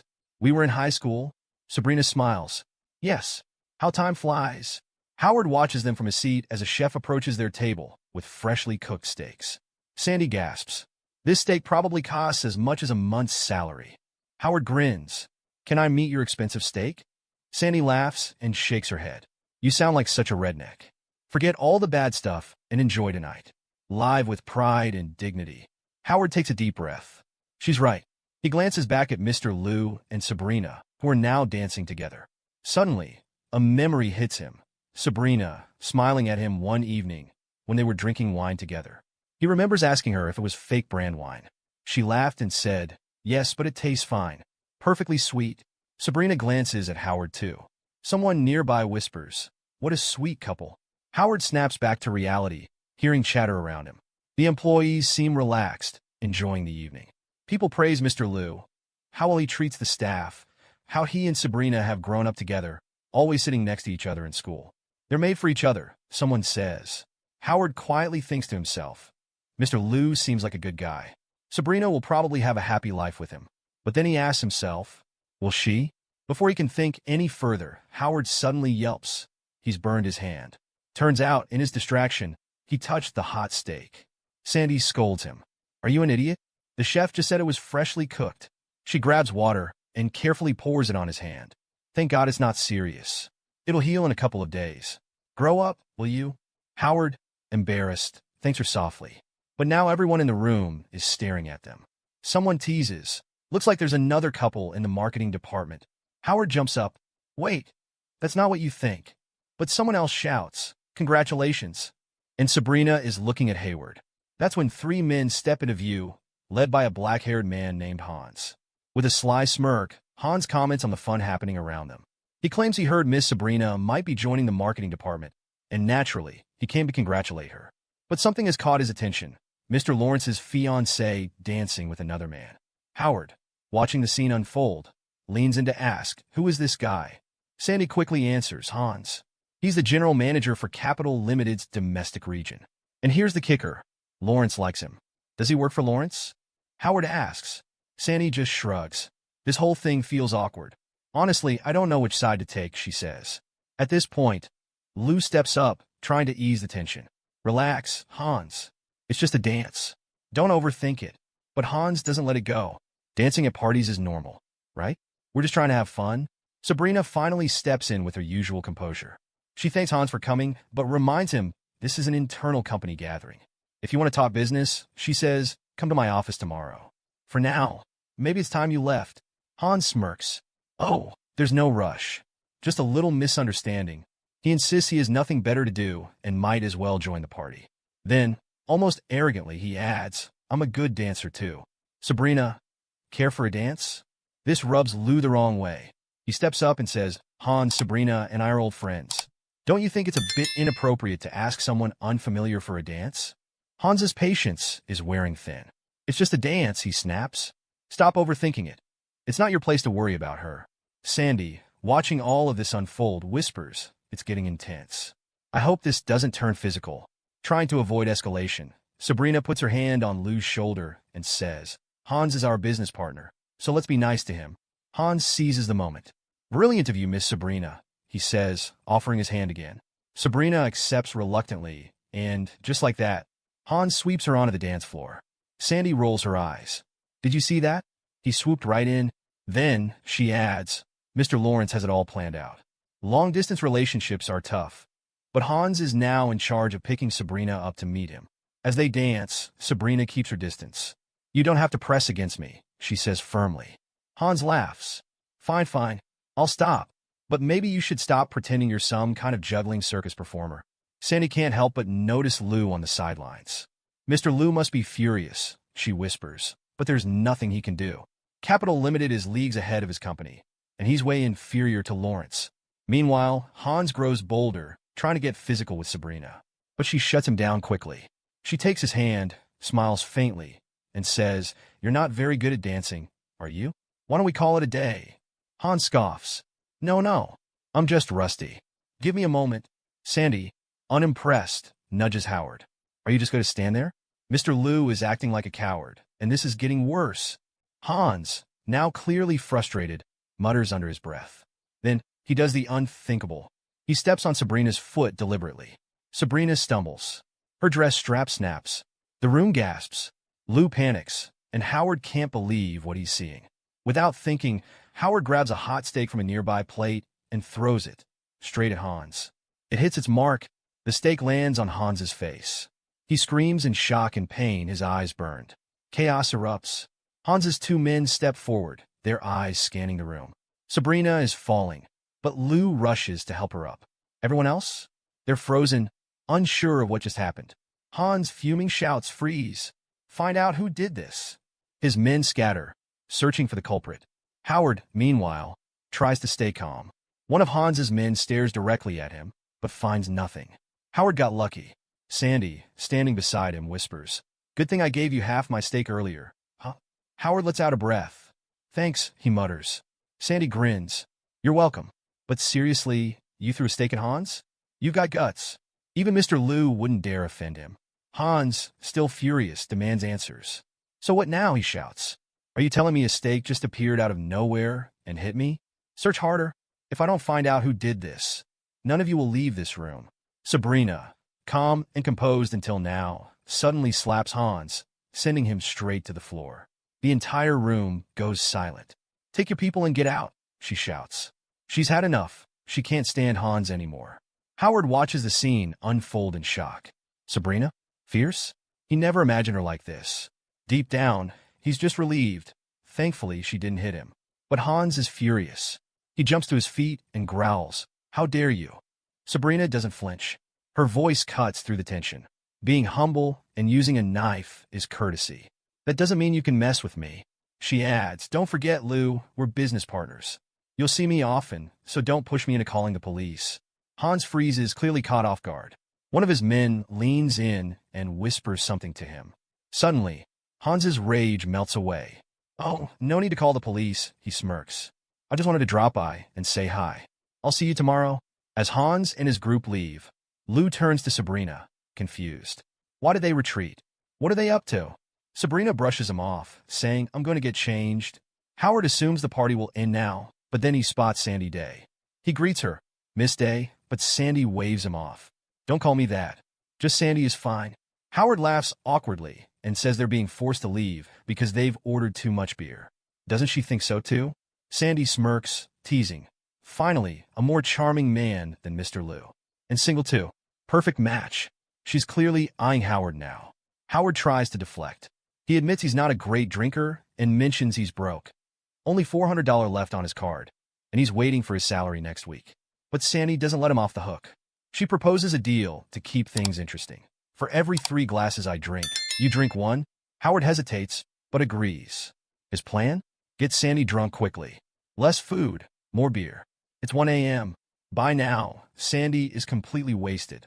Howard, trying to manage the situation, shakes her gently. Sandy, wake up. Where do you live? Sandy mumbles through her drunken stupor. I live in the far west desert. Howard sighs. Far west desert. She's too drunk to make any sense. And then she burps. Before Howard can react, Sandy collapses onto him, almost knocking him over. People nearby are staring, and Howard is visibly panicking. To make things worse, Sandy leans in, licking his face and trying to get physical. Howard pushes her away, shouting, Get off me. At that exact moment, a waiter approaches awkwardly. Sir, I know this might be a bad time, but we're closing up. Here's your bill. Howard looks at the paper, and his heart drops. It's $400, exactly what's left on his card. Frustrated, Howard pays the bill, drags Sandy out of the venue, and carefully helps her down a dark staircase. Watch your step, Sandy. There's no light here, he mutters. Sandy, slurring, asks where they're going. Howard sighs. This is where I live. You can stay here tonight. Sandy giggles through her drunken haze. Oh, Howard, you naughty boy. We just met today, and you're already bringing me home? Howard shakes his head. It's not like that. I just can't afford a hotel room. And there is a man behind him who is watching them.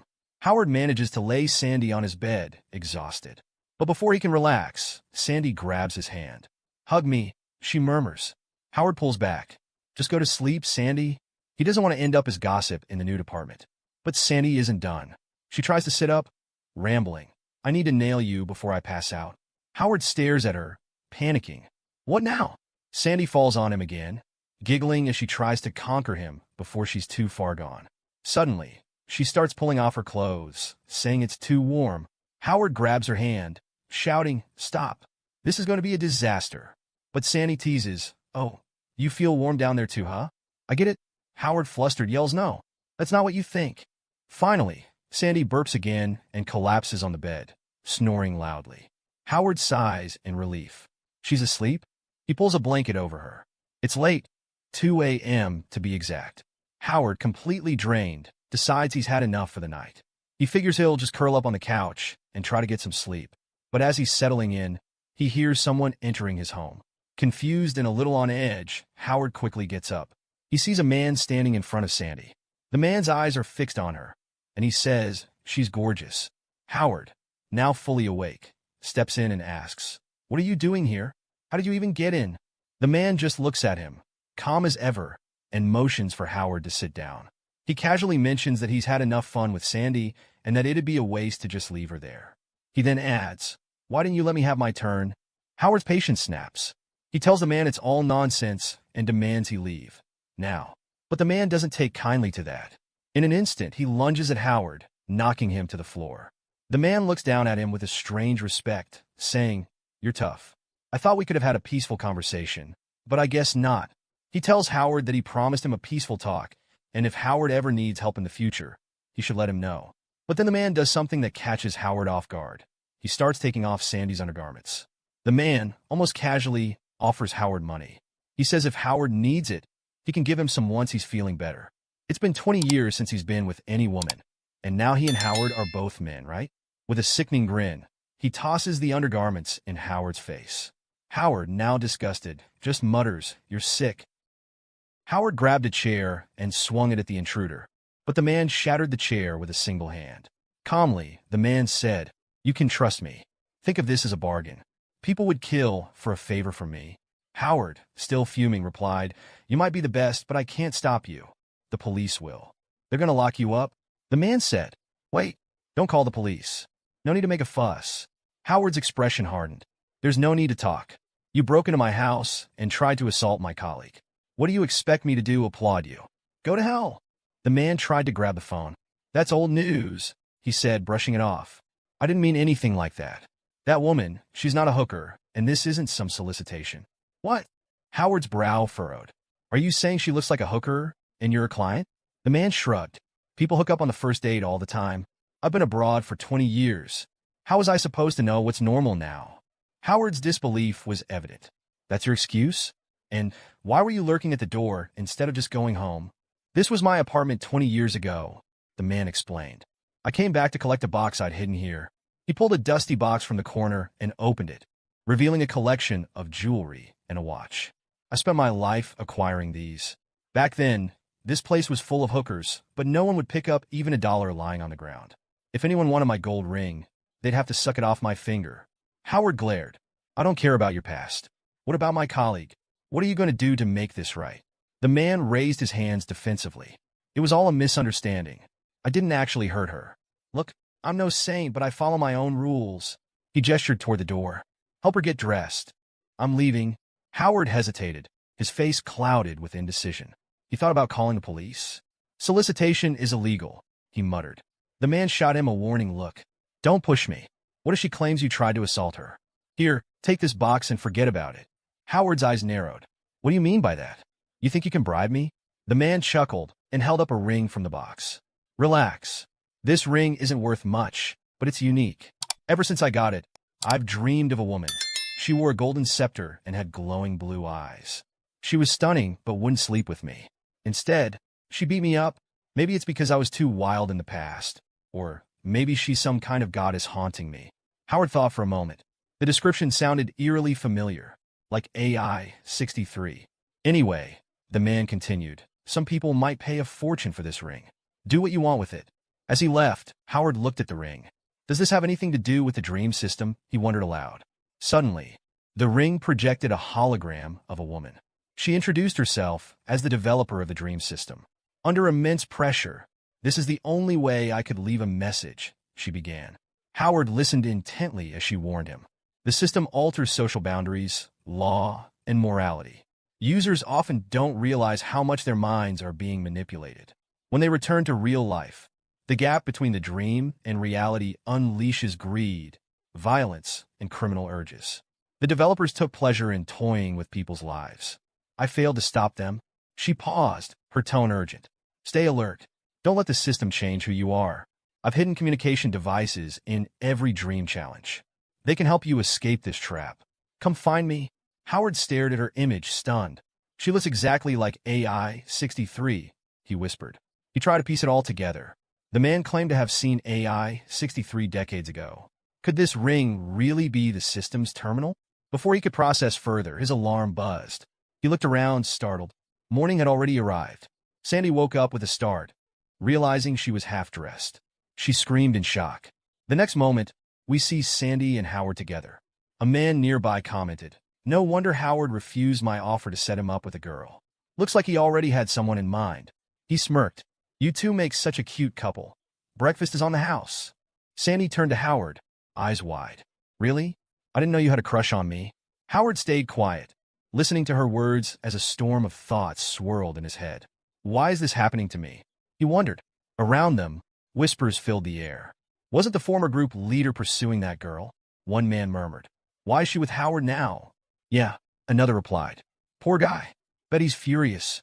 As if on cue, the former group leader stormed out of the elevator, his face dark with anger. Sandy, oblivious to the drama, looked at Howard. Want to go to the movies tonight? She asked brightly. There's this blockbuster shop that only lets couples in. Finally, I can go there with pride. Howard's heart sank. How could I tell her I'm broke and will need to borrow money from Donald again? Sandy continued. Oh, and for safety reasons, let's stop by the drugstore later. Before Howard could respond, the door opened and Sabrina walked in. His stomach dropped. Sandy greeted her cheerfully. Good morning. Sabrina smiled back, her tone light but pointed. Good morning. I see you two have made great progress in your relationship. Sandy blushed. Yeah, sorry you had to see this. We're kind of embarrassed. Sabrina's smile tightened. I thought Howard would take things slowly, but wow, he sure surprised me. Sandy laughed. I thought so too. He seemed like such a gentleman, so I let my guard down last night. Sandy. Howard cut her off, his face burning. You don't need to share every detail. Sabrina struggled to keep her composure. Well, congratulations. But in the office, let's keep things professional, all right? With that, she left. Sandy scowled after her. Miss Sabrina is the worst. She's juggling two men. Who gave her the right to lecture us? Howard hesitated. She has a point. We should stay focused at work. Sandy pulled her hand from his, anger flashing in her eyes. Don't say that. I'm your girlfriend. You're supposed to back me up. She glared. Don't tell me you think of this as just a fling. Are you even thinking about starting a family with me? Howard sighed, feeling cornered. You're right. I should put us first. Sandy's face softened. She hugged him. That's more like it. Now go to work. I'll be waiting downstairs after you're done. She paused, then grabbed his hand and placed it on her waist. You know, I wish you could be a bit more assertive. Meanwhile, in the office, Sabrina was at her desk, looking worn out. Mr. Liu walked over. Sabrina, you're pushing yourself too hard. Don't tell me you're too busy to even grab lunch. I'm not hungry, she replied, avoiding his gaze. There's just so much to do in the new department. Mr. Liu frowned. We've been friends for years. I know when you're lying. Is this about Howard? She looked away, her voice quiet. I don't know what you're talking about. Before Mr. Liu could press further, Howard entered the room. Mr. Liu, I've finished the task you gave me. Great timing, Mr. Liu said, looking over the documents. This is good work, clear and concise. Howard and Sabrina avoided each other's eyes. Mr. Liu noticed. Why are you looking down, Howard? What's on your mind? Howard stammered. Nothing. Just the potted plant. It looks like a tomato plant. Sabrina froze. You seem to know a lot about tomatoes, she said cautiously. I do, Howard replied, his heart pounding as memories flooded back. Sabrina in the dream world, the game developer's warnings, AI 63, and Sandy's words. He forced himself to remain calm.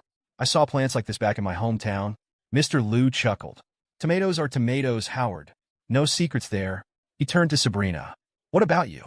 Why are you growing tomatoes in the office? Sabrina hesitated. I must have planted the wrong seeds. I'll switch them out tomorrow.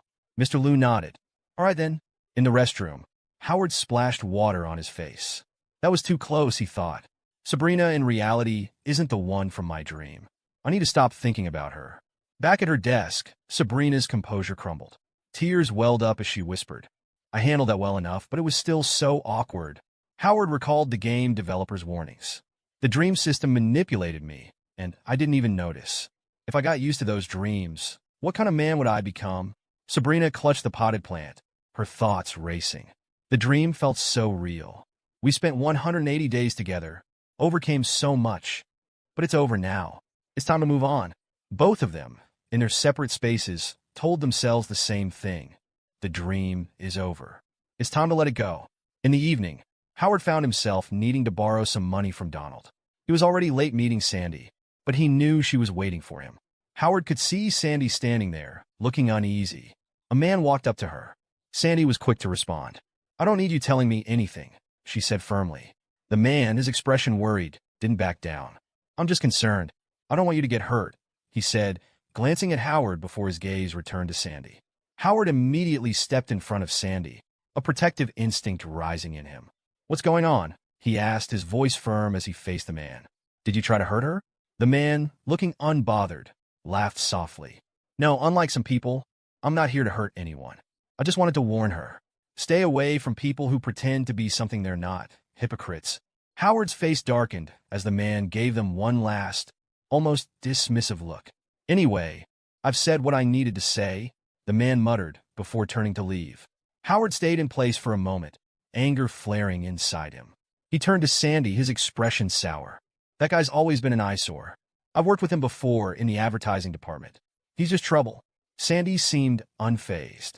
Don't let him get to you, Howard said quietly, as Howard reached out to take her hand. Come on, you said you wanted to watch a movie and go shopping. Let's go. But as he held her hand, Sandy suddenly pulled away, her voice tight. Let's break up. The words hit Howard harder than he expected. He froze, not sure how to react. What? He managed to say after a long pause. Sandy looked away, unable to meet his eyes. We don't really know each other, do we? Not really. How much debt does your family owe? Howard, she asked, her voice almost too calm. Howard turned his back, feeling the weight of her question. 200 grand, he said quietly, bracing himself for her reaction. Sandy's expression softened, but then quickly turned to one of disbelief. 200 grand? That's a lot, especially for someone like me who makes just a few grand a month. Sandy says she cannot get involved in this. She isn't from a wealthy family and isn't as capable as Howard thinks. Deep down, she knows Howard isn't genuinely interested in her. He just feels bad that Sabrina always steals the attention of every good man. She tells him to forget what happened last night and walks away. And so, my friends, our protagonist loses 2 girls in one day. When Howard gets home, he reflects that this isn't the first time someone left him. His first love in college also left him for the same reason. This debt has made life hard for his entire family, and he dreads seeing their unhappy faces. Howard had thought about starting his own business, but never found a project that excited him. Now he can't take it anymore. He has to do something. When he reaches home, he notices the stove is on and wonders if he forgot something on it. Just then, he sees a strange man sitting on his sofa, casually greeting him with a hello. Furious, Howard calls him a scoundrel and yells, "What are you doing here?" He accuses the man of trying to assault his colleague and using his rice cooker. "Do you think this is your home?" he shouts. The man explains that he has nowhere else to go and was beaten up while looking for a job. He asks if Howard would let him stay for a few days. Howard kicks him out, warning him not to return or he'll call the police. Later, Howard thinks this is the worst day of his life. A little while later, Howard smells food cooking and goes to see what the man had made. When he lifts the lid, he thinks, "What is this? Can you even call this food?" But after tasting it, he opens the door, smiles strangely, and invites the man back in. "That dish you made was amazing. Are you a Michelin chef?" he asks. He then inquires what else the man can cook. The man replies, "I can cook a bit." Howard says, "You're such a good cook you could get a job at any restaurant. But why were you beaten up?" The man says, "Can't you see? I'm an ex-convict. I can't drive, can't make a proper resume. I just want a trouble-free life like everyone else, but it's hard." Howard asks, "Would you be interested in running a restaurant with me?" The man hesitates, then says, "If you don't mind my criminal record, we can talk." Howard replies, "I won't ask about your past, and I'll find us a place for the restaurant." The man says, "Don't you think we're rushing this? Anyone who sees my criminal record gets scared. Are you sure you have the guts to work with me?" Howard thinks for a moment, and then says, "I'm tired of being treated like a sewer rat when I talk about my family. This could be a good opportunity. If a man wants meat, he must deal with a wolf. And if the wolf wants meat, it won't attack the man." Howard looks the man in the eyes and says, "I'm willing to take the risk as long as it's worth it." Then he extends his hand. The man assumes Howard wants a handshake, but realizes Howard was reaching for the jewel he had hidden in the apartment. Howard wanted to sell it to rent a place. The man says, "I spent it all on hookers, Paraguayan cigarettes, and the 51st. Howard can't believe it and begins doubting whether the restaurant idea will work. Just then his phone rings. It's Sandy. She says she feels bad about her words earlier and doesn't want Howard to think she's a gold digger who stays with people only for money. Howard interrupts. "Get to the point." Sandy says she wants to help him. She's found a quick way to make money and asks if he's interested. Without much thought, Howard says yes. Mr. Liu sat with Sabrina, discussing Howard's progress. "I gave him a task that most people would take a week to finish, but he did it in one day. And the results were impressive," he said. "I was wrong to judge him. You and Howard, though. You two have quite a complicated relationship." Sabrina, raising an eyebrow, looked at him with amusement. "Complicated? Don't act like you know me so well. You'll end up getting yourself into trouble." She changed the subject when a woman walked in to deliver a message. "That woman, the secretary, is waiting for you downstairs," the woman said to Mr. Liu.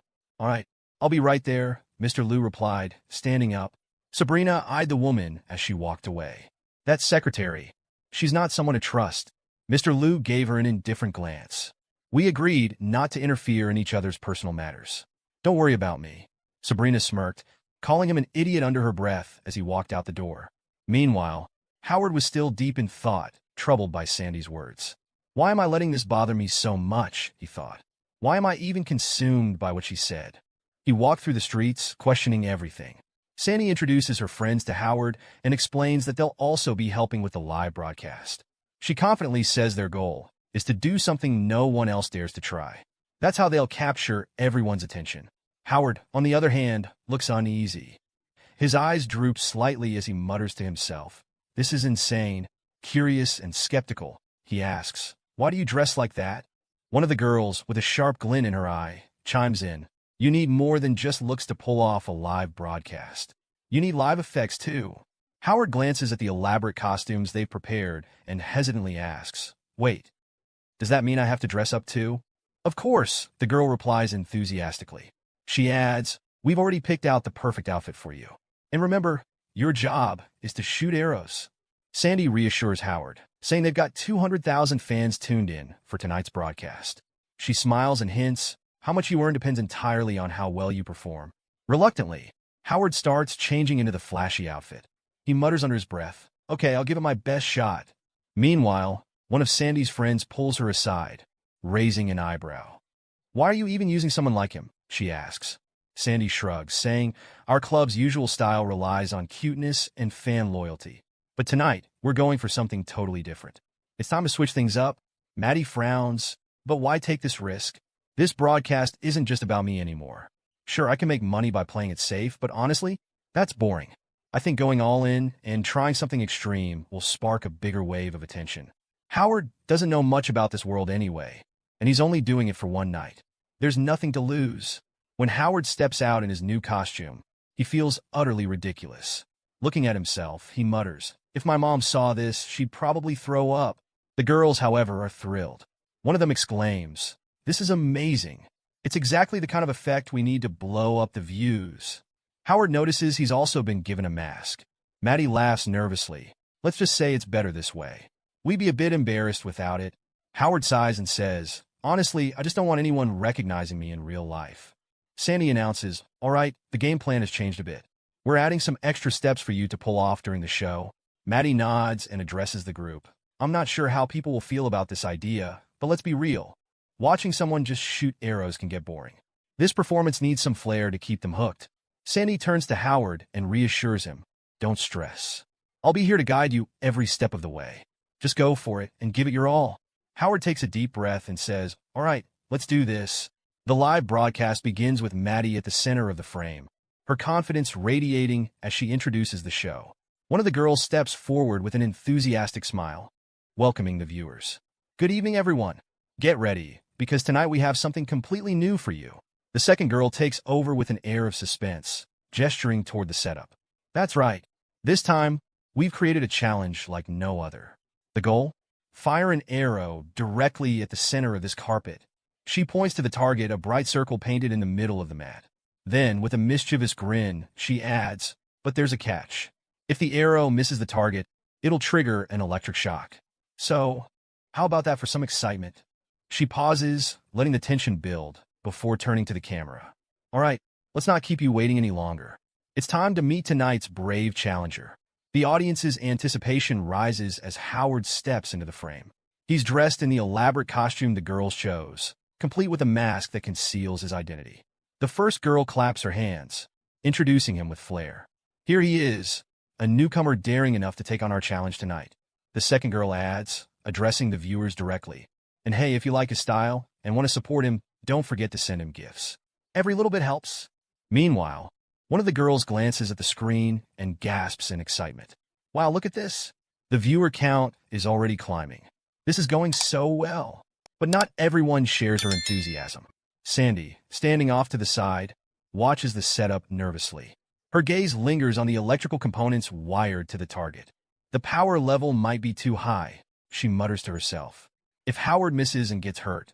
She steps forward, reaching for the controls to lower the voltage. Before she can act, Maddie grabs her hand. "What are you doing?" she hisses. Sandy hesitates. "I was just—" Her friend cuts her off, her tone sharp. "Do you want to ruin the show? The viewers came here for something thrilling, not watered-down safety measures. Do you really think they'd stick around if there's no risk?" Sandy glares back. "But what if Howard?" The friend doesn't let her finish. "If he can't handle it, he shouldn't be here. And if you start coddling him, you'll lose the trust of the paying viewers. They worked hard for their money, and they expect us to deliver." Howard, overhearing the conversation, without saying a word, he steps forward and picks up the first arrow. The room grows silent as he takes his stance, drawing the bowstring back with precision. All eyes are on him as he releases the arrow. It flies through the air and lands perfectly in the center of the target. Maddie gasps, her shock evident. "Wait, who said he couldn't do it?" Howard smirks slightly, his voice steady. "I didn't come here to fail." The second girl quickly recovers, turning her attention back to the viewers. "Well, folks, it looks like our challenger is off to a fantastic start." She glances at the target, then grins mischievously. "Let's see how he handles it with a little more distance." Sandy steps forward again, her concern evident. "Wait, the International Championship only uses a 2-meter distance. Isn't this enough?" Maddie brushes her aside. "This is my program. Let's keep the momentum going." Howard, unfazed, picks up another arrow. He adjusts his stance, takes aim, and fires. Once again, the arrow hits dead center. The girls exchange glances, their shock slowly turning into excitement. Amazing, one of them whispers. The viewer count surges, and comments flood the chat. The first girl grins. We're going viral. Let's raise the stakes even higher. As the distance increases, Howard remains calm and focused. He fires arrow after arrow, each one landing perfectly on target. The audience cheers grow louder with every success. 6 consecutive hits, the first girl exclaims. This is incredible. The second girl nods, her enthusiasm building. Let's push it even further. 7 times the usual range. Can he do it? Howard doesn't hesitate. He takes aim and fires again, the arrow slicing through the air and hitting the target dead on. Unbelievable, one girl mutters, staring at him in awe. He's practically at the limit now. Is there anything he can't do? But suddenly, Howard does something unexpected. Instead of continuing, he throws the remaining arrows to the ground. What are you doing? One of the girls demands, her tone sharp. Howard looks at her calmly and asks, Did you expect me to fail before this broadcast even started? The girl looks taken aback, unsure how to respond. He continues, his voice steady but firm. I'm not here to be your puppet. If you think it's fun to watch someone struggle or fail, then I'm not your guy. I don't find joy in pretending or acting for your amusement. If that's what this business is about, I'm done. Without another word, he turns and walks off the set, leaving the room in stunned silence. Sandy watches him go, a heavy sigh escaping her lips. That's it, she says quietly. It's over. It's hard to find something this viral again. One of the girls stares at the flood of comments on the screen. The audience is going wild, but it's all about this bug now. What just happened? The other girl lowers her head, guilt flickering across her face. I think he was upset because of what I said before we went live. Sandy shakes her head, her expression unreadable. No, it's not just that. Something else triggered him. But why? Well, some time passes and the next day begins. Howard wakes up to the sound of his phone ringing. On the other end is Sandy, her voice bubbling with excitement as she exclaims, We've gone viral. Howard, still half asleep, feels a bit confused, but soon realizes what she means. His photos have taken the internet by storm, and people are now creating memes out of them. He heads to the kitchen for breakfast, but before leaving for work, something catches his eye. That strange man, Ty, is busy cooking peculiar dishes with equally odd names. Ty enthusiastically explains that this is his favorite breakfast recipe and that he's still adjusting things. Howard, unimpressed, decides to call him Ty and dismisses both his dishes and their names as crap. He also tells Ty there's no rush since the restaurant isn't opening anytime soon. Ty, surprised, asks, Wait, I thought we'd be opening in a few days to start earning money? Howard clarifies that while he's working on it, he has no specific timeline yet. Despite all this, Howard allows Ty to stay at his home. The same man who once broke into his house and tried to attack his friend. Let's be honest. Who does that? Let me know in the comments what you think about this.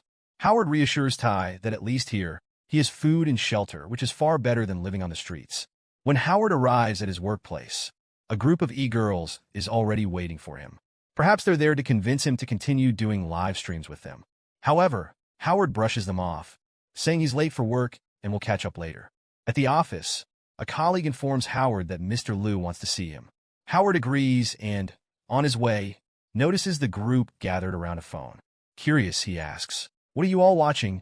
One of his co-workers grins and replies, a new internet sensation, showing him the screen. Guess what? They're all looking at memes about Howard. The co-worker adds, This guy is sensational. He hit 7 darts on the target in a row, and now everyone's calling him Brother 7. Howard feels like digging a hole in the ground to hide. When he finally reaches Mr. Liu's office, Howard greets him. Liu, already waiting, gets straight to the point. I heard you and Sandy participated in a live stream with those e-girls last night, but for some reason, only Brother 7 appeared in the stream. That guy is incredibly charming, Liu says, practically licking his lips. It's confirmed now. He's the real deal. Liu then asks, Do you have Brother 7's contact info? I want to manage him. Howard denies having any contact and casually mentions that he found the outfit unimpressive. Liu dismisses Howard's opinion, retorting, You clearly don't understand fashion. The comments were filled with people praising Brother 7.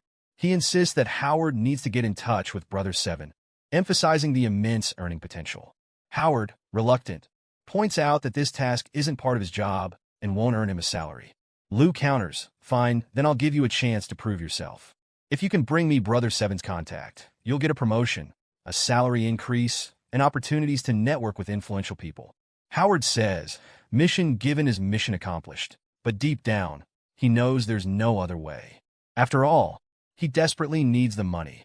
Some time passes, and we see two e-girls looking upset. Howard had promised to meet them, but he never showed up. Then, Sandy brings Howard along. The moment the e-girls see him, Chubby grabs his tie and vents her frustration.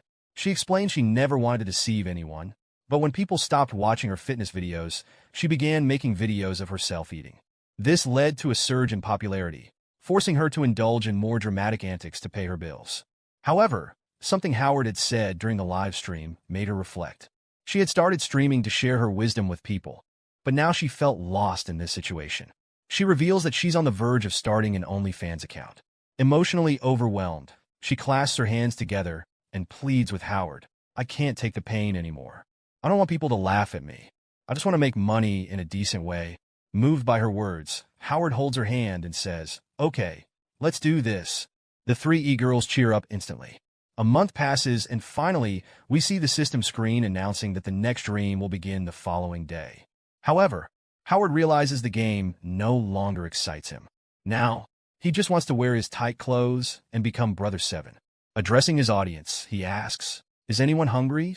A man raises his hand eagerly, saying me. Suddenly, Howard's wife enters the scene with a small cake, saying it's to satisfy his hunger. Hearing this, the fans go wild, falling even more in love with her. But out of nowhere, bang, a cake lands squarely on the chubby man's face. It's Brother 7, who asks, how does it taste? The man hesitates for a moment before shouting, yes, it's delicious. The entire audience joins in, chanting, Brother 7, Brother 7. Sabrina, watching all this with visible boredom, wonders how people can like such antics. Honestly, I'm wondering the same thing. Meanwhile, Mr. Liu nudges her, saying, just enjoy the experience and see how excited everyone is. We're going to make a fortune from this stage. Chubby then proposes they throw the red wedding cloak into the crowd, declaring that whoever catches it will become Brother 7's husband or wife. The audience erupts in excitement. Wait a second. Wasn't this the same woman who wanted to earn money in a dignified way? Mr. Liu seems to lose his mind over this. After all, what he really wants is Brother 7's nearly naked body. But fate takes a twist as the red wedding cloak lands right on Sabrina's face. Sabrina is stunned, but the crowd doesn't give her a chance to react. A fight breaks out over who will become Brother 7's spouse. Apparently, Liu wins the fight. As the event wraps up, we see a conversation taking place. Liu remarks that Howard Chun is incredibly annoying, especially since he disappeared right at the start of the event after claiming he was heading to the bathroom. Who would have thought we'd have our own Peter Parker moment?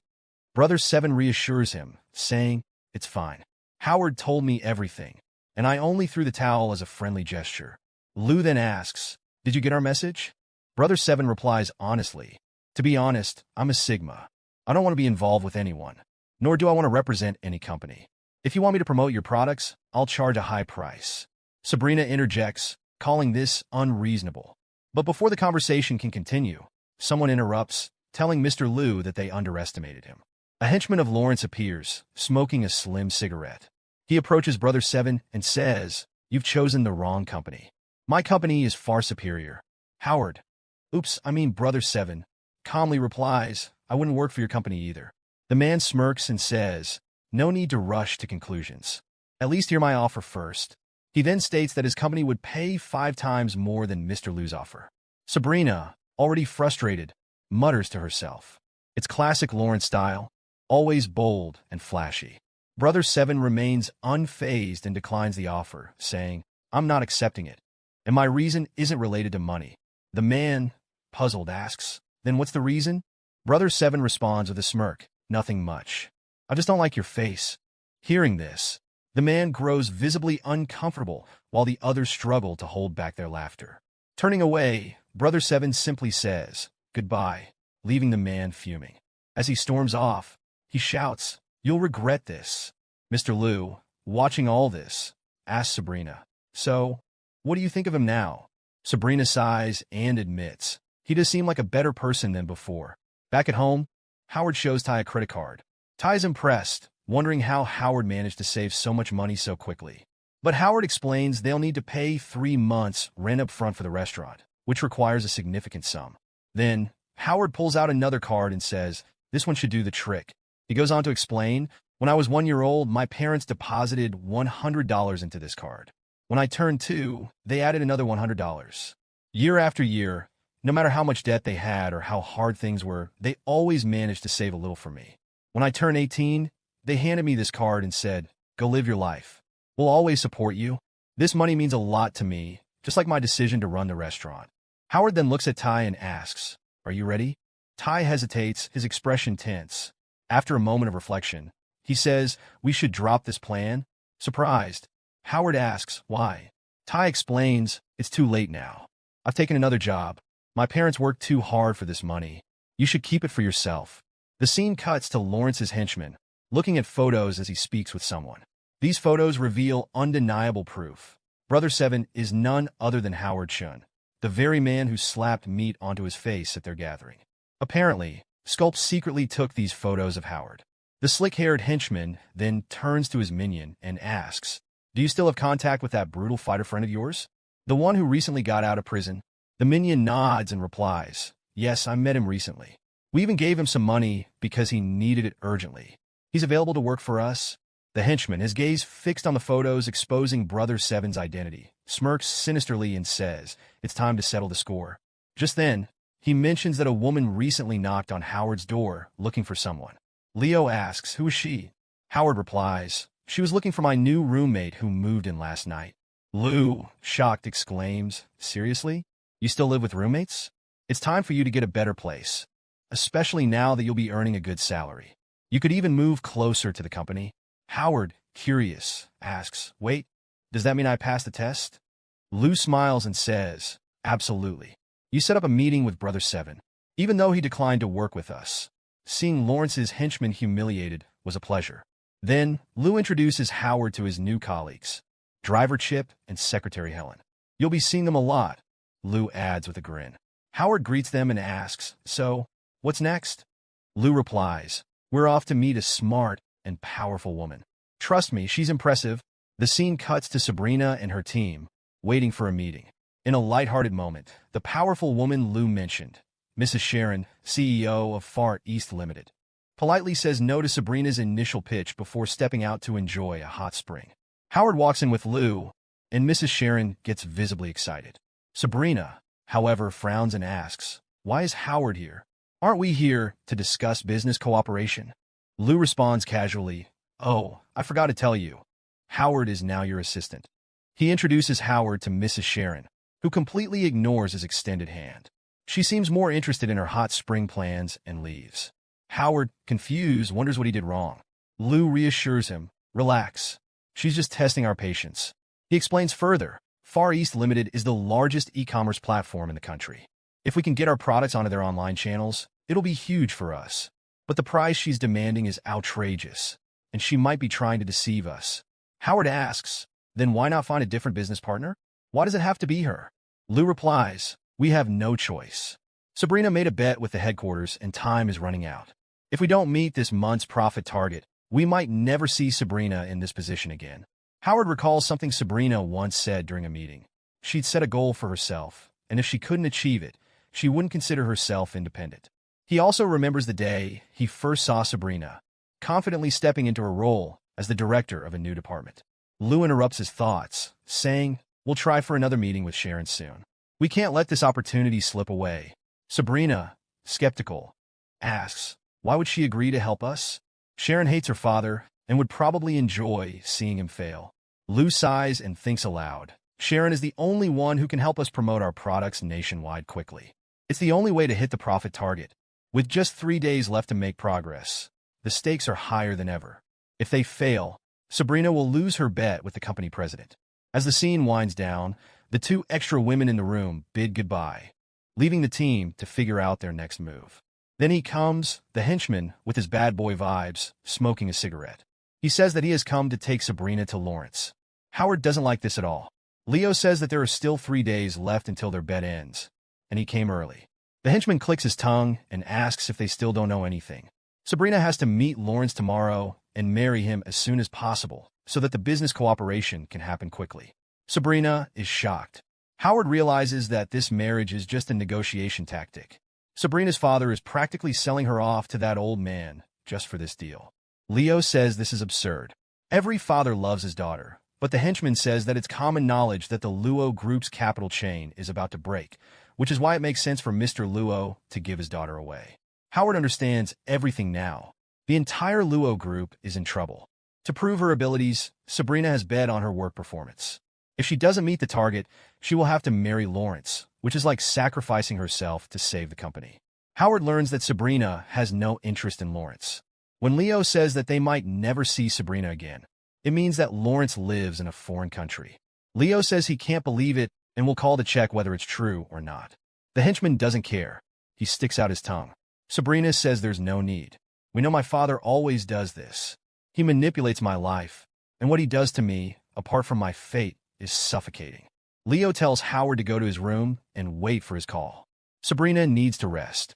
The henchman laughs and says that Sabrina shouldn't have insisted on betting with Mr. Luo. After all this drama, she'll still have to marry that old, crippled man who can barely stand. If she wants children, she'll have to take help from a sperm bank. Finally, he says she deserves it. Howard glares at him angrily. The man understands and asks, "What are you staring at? This isn't your business." Just then, the protagonist's phone rings. He picks it up, and it's a call from an e-girl. She tells Howard that someone has hired a group of haters who are spreading hate against them, making things worse. She says she'll talk to Sandy and see if a solution can be found or not. She will contact Howard later. Howard hangs up the phone and realizes that the henchman was watching all of this. The henchman asks what Howard thinks and says that this is just the beginning. The main course is Brother Seven. He says, "Howard, now you're finished," and then leaves everything and walks away. A few hours pass, and we see Howard sitting by the hotel pool. He reflects on how the henchman knows his identity. What will he do now? The e-girls still haven't solved the issue with the haters. Sabrina and Leo are also unsure of what to do. He thinks about Sabrina and what will happen to her if she fails. He decides that he can't wait for Mr. Luo anymore. He needs to talk to Sharon. Maybe things can still turn around. He hears footsteps and sees a suspicious man who asks him, "What are you doing here?" The man replies that someone has paid him to kill a man and then says, "I do it." We go back to the scene at the beginning of the chapter. Howard is drowning in the pool, thinking if he will die like this. Just then, a hand reaches out from outside the pool. The last thing Howard sees before losing consciousness is Sharon Young, and the system says that a new character has been created, Sharon Young. Howard opens his eyes and sees her. She welcomes him, saying, "Welcome to the second game of your dream world." Howard says, "This is strange. Didn't I die? How am I here?" She says, "People who are dead cannot enter the game." Then she asks, "Is your real life in danger?" That's when Howard remembers everything. The strange man who had tried to kill him had said, "You're a good person. That's why this attack wasn't lethal. If you want to survive, go to the hospital immediately, leave this city, change your name, and never come back. Otherwise, not only you, but everyone you know will be killed." Seeing the cut on his neck, Howard thinks, "Why is everything in my life so difficult?" The last memories flash before him. He has no other choice but to fight for his life, his beliefs, and his loved ones. Turning around one last time, he says, "When there's no option left, then let's fight." AI says, "The Beast Invasion Challenge is very difficult. If you don't have any tools, you'll die quickly." But Howard says, "I don't need any tools. I will train like crazy to become a better fighter in this dream world. This time, no one can stop me." He then passes through the portal, and the Beast Invasion Challenge begins. In this game, the player must play the role of a warrior who has survived a war. The player will need to explore, fight, and might even have to run. The difficulty level of the game is 1, and you have 180 days to survive. This time, Howard doesn't take long to understand things. He's been equipped with a bulletproof vest and an automatic weapon. He thinks, with all these things, this challenge will be easier. Just then, he feels something fall on his helmet. When he looks up, he sees a massive green gorilla eating a human body. This animal was hundreds of times bigger than a normal gorilla. Howard had never seen anything like this before. Pieces of the dead body fall around him. He takes a deep breath and runs as fast as he can before the animal catches him. He thinks, "How will I fight this?" He hides in an abandoned building, but the animal notices him and tries to break through the walls. The animal's strength was so immense that the entire building was about to collapse. Howard reaches for his weapon, but hesitates. He remembers that he entered this dream to train himself so that he could face trained killers like Josh Tai in real life. He puts the gun back in its holster. The giant gorilla is now exhausted and lets out a terrifying roar in anger, attacking the entire building. Howard picks up an iron bar and anchors it to the ground. The animal's own weight is used against it, and the bar pierces through the concrete wall, hitting the animal in its eye. The animal screams in pain and immediately runs away. Howard takes heavy breaths, feeling relieved that he survived. He exits the broken building and thinks that he will need to be more cautious now. Just then, he sees someone approaching him. He doesn't have time to think. He picks up an iron bar lying nearby, gets ready, and activates his aiming skills. But it's Sharon Young. However, it's too late now. She somehow throws herself back and avoids the bar, dodging it. Howard asks, "Are you okay?" and wonders if she's some kind of monster. Sharon glares at him and asks, "What are you doing here? You should be in the hospital." Howard doesn't understand the hospital part. Sharon then explains, "You were covered in blood when you suddenly came into my room and fell into the pool. I called an ambulance and saw them taking you." Howard realizes that after getting hurt, he must have run in search of help and accidentally entered her room. In the real world, he must now be lying on a hospital bed. Howard tells her, "When I woke up, I was in these strange ruins," and asks how she ended up here. In his mind, he thinks that he never planned to start this game or to ask for a copy of Sharon Young. Sharon explains, "I suddenly woke up here too. Then I heard a voice and went to see what was happening." Howard mutters to himself, "There's something off about this game." Then he thanks Sharon, saying, "If you hadn't called the ambulance, I would probably be dead." Sharon replies, "You can thank me later. First, figure out how we're going to survive here." She reminds him, "You're good at throwing things. Maybe you can help me." Howard asks, "Help with what?" Sharon points toward a city that looks half submerged and asks, "Doesn't this look familiar to you?" Howard looks closely and recognizes that it's their company's building. Sharon explains, looking at the weather conditions of Terrence and nearby buildings, "It seems like this is Earth, 300 to 400 years in the future. We've time traveled." She goes on, "The air is foul, and the water is probably caustic. Sea levels are rising, and maybe in the end, Earth will be completely flooded." Howard thinks, so the world's decline will happen like this.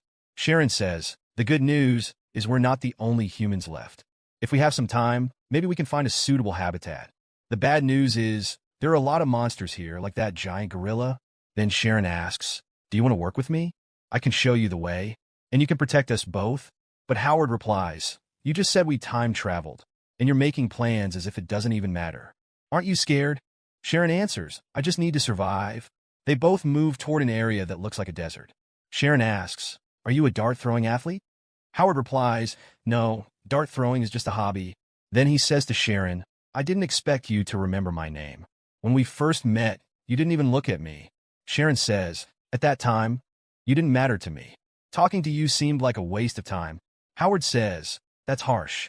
If you keep judging people like this, you'll never make any friends." Sharon says nothing because they've reached the place she pointed to. Howard says, "You were right, this looks like a fortress." Sharon replies, "Your friends will only come when you value yourself. Don't you think so?" But just then, Howard suddenly covers Sharon's mouth and pulls her behind some rocks as a giant centipede creature passes over their heads. Howard takes out his weapon and says, "Maybe this fortress will disappoint us." He hands Sharon a gun and says, "Take this and protect yourself." Sharon thanks him and replies, "If you need my help, I'll assist you." Howard looks back at the fortress. No monsters are visible around. They both prepare to enter. As soon as they step inside the fortress, Sharon finds something strange. She says, "Why is this place so clean? It looks like someone cleans it every day. But why haven't we seen any humans here?" As they walk, they stop at a place that looks like a military post. There are 3 pieces gathered together as if they form an eagle's nest, but Howard wonders, how can an eagle's nest be this big? Just then, they spot a creature, an unusual, mutated eagle.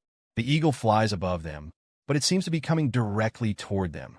Sharon quickly says, "Hide," but Howard stands still. Sharon, panicking, asks, "Why aren't you moving? Have you lost your mind? Your steel spears won't kill this creature." Howard replies, "That's exactly what I want." He recalls the incident with Josh Tai, when Tai had put a knife to his neck and said that he couldn't do anything but tremble in fear. Tai mocked him, saying that Howard's talk of changing his destiny was a joke. Howard tells himself, if I could remember just one thing after this dream ends, it should be how fearless and brave I was. Howard takes his position and prepares to throw the steel spears. The spears pierce the creature's wings, and some go right through its body. Sharon can't believe her eyes as she watches the giant bird fall from the sky, lifeless. The creature's green blood falls on Howard, and immediately it feels like acid. His skin starts to burn, and Howard falls to his knees, screaming in pain. Sharon rushes toward him, but can't do anything. Just then, the fortress gate opens, and a robot steps out. It says, "One wounded human detected. Emergency medical system activated." The robot pulls out a syringe with its only remaining arm. Sharon, panicking, asks, "What is this?" But the robot says nothing and injects the liquid into Howard's back. Howard suddenly feels a sharp dizziness. The robot says, "It has limited electrical power left. My system will shut down soon," and Howard loses consciousness. After a while, Howard wakes up and finds himself in a place that looks like a military base. Sharon says, "You look better now, but your hair is a bit strange. Maybe it's the side effect of the injection." Howard remembers that his skin had burned from the corrosive liquid of the monster. He asks Sharon, "Where are we?" Sharon replies, "We're inside the fortress. When you were in danger, the robot gave you an injection, and your wounds magically healed." Then she says, "Maybe when this robot is fully charged, it will tell us the story of this place." Just then, a red light starts flashing on the robot's head. The robot says, "Now I am fully charged." It continues, "A large, dirty area has been spotted. Clean roll, clean roll, clean roll." The robot steps out of the fortress, raises its head, and releases a flamethrower on the monster's corpse. Howard is shocked, but Sharon says, "It's made with advanced technology. Maybe there's a special code to activate it." She looks at the numbers 2003 written on the robot and says, "Let's call it Robot 20003. Upon hearing this, the robot responds, "A new request for domestic tasks has been assigned. Autopilot mode ends, and now intelligent program mode is initiated." The robot system shows it was activated for 130 days, with 363 attacks received. It has cleaned a total of 45,000 tons of garbage, suffered 672 damages, and is now on its deactivated version, requiring maintenance. Just then, a blue light starts flashing rapidly on the robot. Howard and Sharon are confused and don't understand what's happening. The robot says, "I knew this day would come. I didn't work hard enough, and that's why humans left me behind. But as long as I keep cleaning forward every day, humans will eventually return." Sharon asks, "Are you saying that there are no humans here? And this place is so clean because you've been cleaning it every day?" The robot replies, "That's correct. Humans will return one day when they realize that this place is clean again, just like before." Sharon falls into a bit of thought, and Howard tries to understand what's going on in her mind. Then Sharon asks the robot, "Do you know where the humans went? Did they leave any message behind?" The robot replies, "They said if they didn't find a way to fly within a year, it meant they had gone to paradise. Paradise is a very good place. I even thought of going there, but I couldn't find it on the map. Can you tell me where paradise is?" Howard tells the robot, "It would be better if you don't know."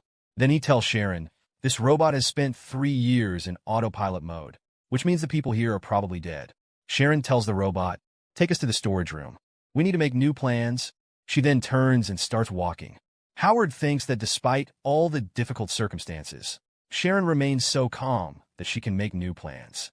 In a strange way, Sharon's emotions are very stable. In the storage room, the robot shows them human weapons, but there's no ammunition. These are compressed energy bars that are left for food. The humans had said that they were as tough as roots and could last for 100 years. The chemical composition was used by humans to heal wounds, and they called it Medusa's tears. But if it was used too much, it would cause rust-like marks on the body. Howard asks, "Is this the potion you injected into me? Am I going to turn into stone now?" The robot replies, "The effect of the potion is strong, but you're safe." Then, scissors extend from the robot and it cuts Howard's hair, saying, "The potion can't fully fix the nervous system. Some humans used it too much and fell into a vegetative state." Howard thinks, "It's a shame because I thought this potion would help me become a martial arts master." The robot further explains, "Besides the storage room, there's an underground reservoir and an energy center here that provides a constant electricity supply." Hearing this, Howard excitedly asks, "Are there bathrooms here? Because I can't stand my own smell." As Howard heads toward the bathroom, Sharon asks the robot, If there's an energy center here, why didn't you recharge? The robot replies, I'm just a task robot. Without permission, I cannot use human resources. Sharon says, machines will always be machines, and tells the robot to show them the other areas. The robot leads them to a control room where an odd language is written on the monitor. Sharon says, what language is this? It looks like scribbles.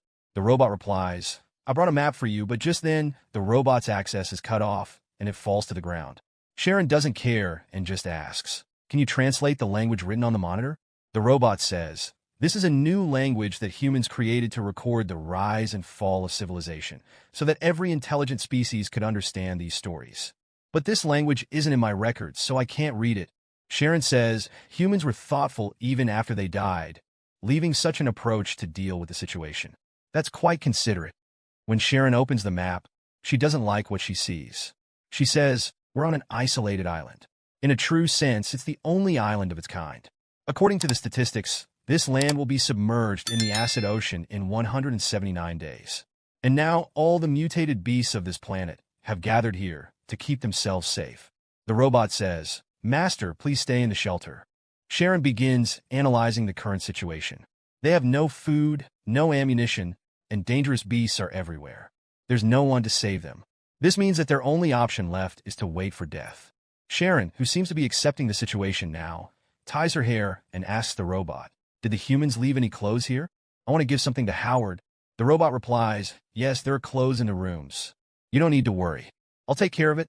Sharon looks at the robot carefully and asks, do you know why the humans abandoned you? The robot says, is it because I didn't work hard enough? Sharon walks up to it and says, no, it's because you never showed them how valuable you are, and I don't want to be like you. Sometime later, the bathroom door opens, and Howard is taking a shower. As he turns, he sees that the robot has fallen to the ground. Howard quickly asks, what happened to you? The robot says, please don't leave me alone. I can still work. I can clean. I want to be with humans. I miss the time I spent with them. The robot's memories flash by. Memories of the time when humanity was alive, when there were animals, children playing, and calling out to it. It was useful to them, until it suddenly became useless. And since then, it has been all alone in this place. The robot says, I beg you, I can still work. I don't know what paradise is like, but I'll make this place even cleaner than paradise. Howard, while attaching the robot's parts back into place, says, its parts are very old. How are robots repaired? The robot 2003 responds, there were human engineers in the maintenance room who used to repair the robots. Howard says, there are no engineers here now, so I'll have to try it myself. Just then, the back door opens, and Sharon enters the bathroom wearing clothes. She says, the world is about to collapse anyway. We don't need to be shy about it. And yes, I've kept some clean clothes for you. Howard, a bit embarrassed, says, thanks. Please just put them on the table. Sharon does so and says, we're in a very bad situation, but we still have a chance to survive. But I don't understand why humans left this shelter, where there was food and shelter, and took the risk of killing themselves. Howard replies, 2003 talked about the place they were looking for. Sharon says, it doesn't matter. The whole world is going to collapse soon. Wherever we go, nothing will change unless there's a place that can protect us from destruction. Only such a place could be worth it, even if it means death on the way. Sharon removes her robe and continues. There must be some useful information in the records, and I can decipher it in a short time. The problem is, the sea level is continuously rising, and monsters are gathering on the land. This will only make our problems worse. As Sharon enters the tub, she says, I hope we continue working as a team until help arrives. I'll keep searching for an escape route, and you keep us safe.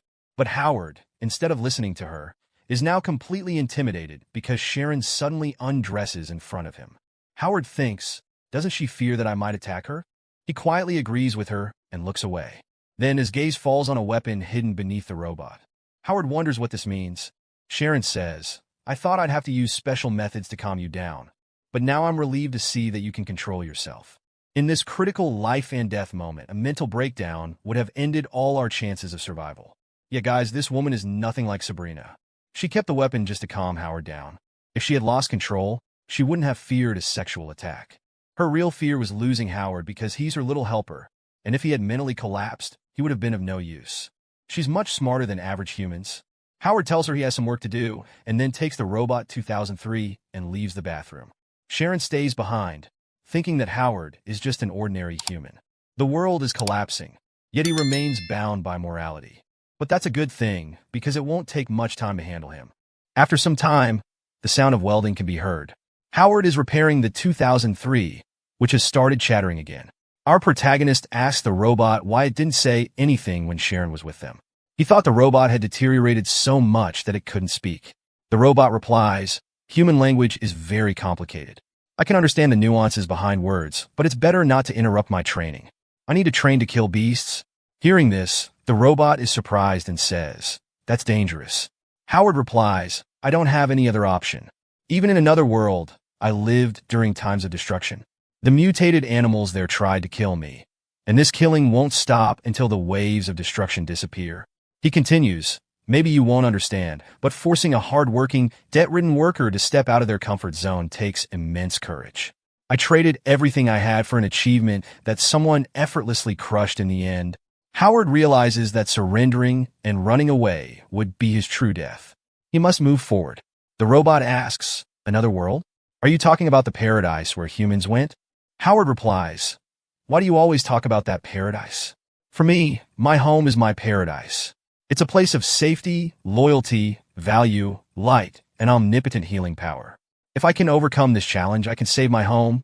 The robot responds, "I understand. Paradise is amazing, no doubt. All humans must be there. Can I help you, Master? I'd love to assist you in saving your paradise." Howard says, "Absolutely. I might get injured fighting monsters, and I'll need you to heal me quickly. And yes, you don't have to keep calling me Master. You could just call me Howard. That'll be fine." The robot finds this fascinating and says, "Only humans call each other by name." Howard jokes, "If you were a robot girl, I'd like you calling me Master, but I'm not interested in a rusty machine." The second day of the apocalypse arrives. Sharon observes Howard's work and notices that the armored robot now looks like a knight. It even has a small shield. Sharon comments, "Let's see who dares to mess with it now." She shows Howard large crossbow bolts that the locals use to protect themselves from monsters. Howard keeps them for himself and gets ready to head out of the fort. After all, his goal is to hunt beasts and become stronger. But Sharon stops him. Howard says they had already made an agreement about the roles, so he's heading out to kill the monsters.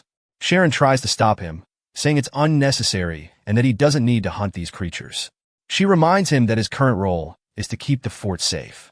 Howard responds that they only have 180 days, and he doesn't want to wait for all the monsters to attack them at once. Sharon can't understand why Howard is seeking trouble. She agrees he has the skills to kill monsters, but reminds him of the more serious problems they're facing. She asks if he's forgotten how corrosive the creature's blood can be. She mentions seeing a monkey that was as tall as a 2-story building and warns him that he's putting his life at unnecessary risk. She insists they can't afford mistakes and that they should save their strength and accumulate more power before fighting. Howard counters, asking if she's trying to tell him what he should or shouldn't do in his own world. Sharon doesn't understand what he means. Howard reflects that, in real life, he was almost dying in bed with people trying to kill him. He can't just sit in a shelter thinking about all this. He needs to get stronger as soon as possible. He tells Sharon he agreed to look after her because she once saved his life, but that doesn't mean she can interfere with his work. He bluntly adds that he doesn't care what happens to this world. If she's uncomfortable, she can leave anytime. Despite Howard's harsh words, Sharon maintains her composure and says she's only concerned about his safety. She wishes him a safe journey as Howard summons 2003 and leaves the fort. As he walks away, Howard thinks that what he said doesn't matter because Sharon is just an NPC. However, Sharon begins to feel turmoil within. She realizes she was completely wrong about Howard. His way of thinking and behaving isn't like an ordinary man's, even in a crumbling world. She can't understand what's going through his mind. Suddenly, a snake slithers between her feet. Sharon turns around and finds herself in a forest. A voice echoes, "What is your value? What is your value?" A hand rests on her shoulder. She quickly turns, but no one is there. Sharon screams for the voices to leave her head. The voices chant, "Join us, join us, join us." She ties her hair back, and the hallucination ends. It seems she, like Sabrina, is experiencing lucid sensations.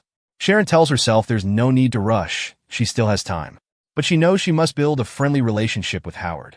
Otherwise, she might die from the lucid sensations. The story continues as the robot tells Howard that his tone with Sharon today was different from yesterday. Howard replies that his attitude has changed. If he had been tougher in the past, people wouldn't have been able to hold a knife to his neck. The robot asks why Howard, as a human, risked such a dangerous situation, knowing how vital the neck is. Howard replies that after his first dream, he mistakenly started believing that everyone was good. He recalls a woman who came to him in real life, searching for Josh Tai. Howard had told her that Josh Tai had left the previous night. The woman explained that Josh Tai had killed a man to save someone's life. He wasn't a bad person, but had spent 20 years in prison for it.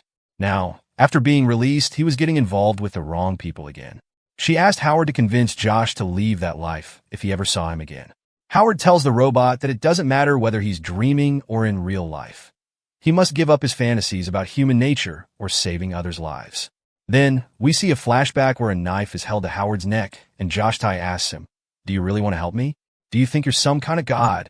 He tells Howard, "Give me one reason why I should work with you. You're neither rich nor powerful. You have nothing to offer me." Howard explains to Robot 2003 that saving lives is a hero's job, but he needs to let go of such fantasies. Most people aren't heroes. They can't even follow basic rules of being decent. The robot, listening, replies, "I still don't understand human language." Finally, they arrive at their destination, where mutant wolves await. 2003 warns, "These wolves are very dangerous." Howard responds, "Don't worry, this is what I was waiting for. It's time to begin." The robot warns him, "Be careful, Howard. Their fight score is higher than yours." Howard says nothing, pulls out his spear, and feels his heart pounding. The robot adds, "The score is rising." Howard confronts the mutant wolves head-on. They attack with all their might, but Howard quickly defeats them with his spear. 2003 watches the fight from a distance. Howard steps on a wolf's head when another wolf attacks him. The mutant wolf, drooling saliva, leaps, but Howard grabs its neck.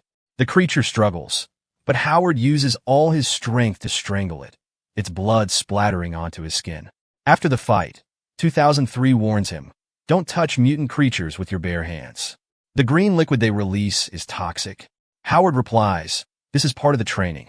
In real life, you won't always have a knife. Most of the time, you'll have to fight with your hands."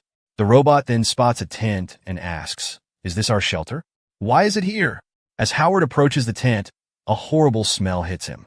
The robot explains, "This tent has likely been occupied by wolves for a long time." They find a box, and the robot identifies it as containing wheat seeds, a symbol of their shelter. Howard asks, "Were you farmers?" The robot replies, "Yes. There were gunpowder shelters, armor shelters, and plant shelters. Each had specific manufacturing tasks, and we exchanged goods and materials. But as the corrosion waves increased, these shelters became unsustainable. The environment isn't suitable for agriculture." The robot adds, "Every robot from the heat shelter can cultivate soil under different conditions. Give me some stones, and I'll produce soil. I'll use the beast's feces and their ashes to make fertilizer." Howard nods and asks if the bird he killed is in the shelter. He then instructs the robot to search for more seeds during the day and cultivate plants at night. The robot comments, "I love cultivating plants, but when the coated ocean arrives, they'll die." Howard replies, "When humans return, they'll find our work useful." The robot asks, "Will humans really come back? How do you know?" Howard recalls the AI's words. The biggest challenge of this game is how much players can improve the future of humanity. He tells the robot, "Humans will be considered in the final evaluation. I'm certain they'll return, but I doubt I'll witness it. I only have 180 days here, so it's better to prepare the basic equipment." The robot agrees, "You're right. Until the shelter is restored, humans won't come back. Paradise is nothing compared to the old shelter. As humans used to say, the shelter was something they could never leave behind." Howard asks him, "Are you talking about the house?" 2003 says, "Yes, that was my home." A few hours pass, and we see Howard fighting a giant mutant spider. The creature knocks him down, but Howard picks up a rock and strikes the spider with full force. He keeps hitting the spider's head repeatedly, despite its corrosive blood falling on him, until he is sure the creature is dead. The robot says, "Your fight score has decreased by 20 points. Did you even practice during this time?" Howard asks, "What is this score?" The robot explains, "It's calculated based on the creature's physical strength and fight status. Your peak score was 90, but now it's dropped to 70. Howard says, "I've never lost a fight in my life." "What do you mean?" The robot replies, "I mean your will to fight has diminished. Your focus isn't on the fight anymore. It seems you're using your physical power to vent your frustration. Howard finds it amusing that the robot can understand what's going on inside him. He tells 2003, I wonder how someone can be trained to become a fighting master while dreaming. As he says this, he's joking. In real life, true enemies are people, unexpected attacks, and intangible pressures. In a civilized society, not everything can be solved with fists. He wonders if this training could truly be effective. The robot asks, why do you want to go to that other world you talk about? Why can't you consider this place your home? Let's plant fruit trees and vegetables here and make it our home. Howard replies, until my family is here, I can't call this place home. It's just a dream, but your idea isn't bad. We should make this place better so it keeps our hopes alive. They return to the shelter, where Sharon greets him. It was a good harvest. Howard asks her, what happened to the body of that giant bird I killed? Sharon says, monster bodies contain a lot of chemicals, and their meat isn't edible. The bird's body would attract more monsters, so I got rid of it. Howard didn't expect this, but tells himself, no problem. I'll kill more monsters tomorrow and use them to make fertilizer.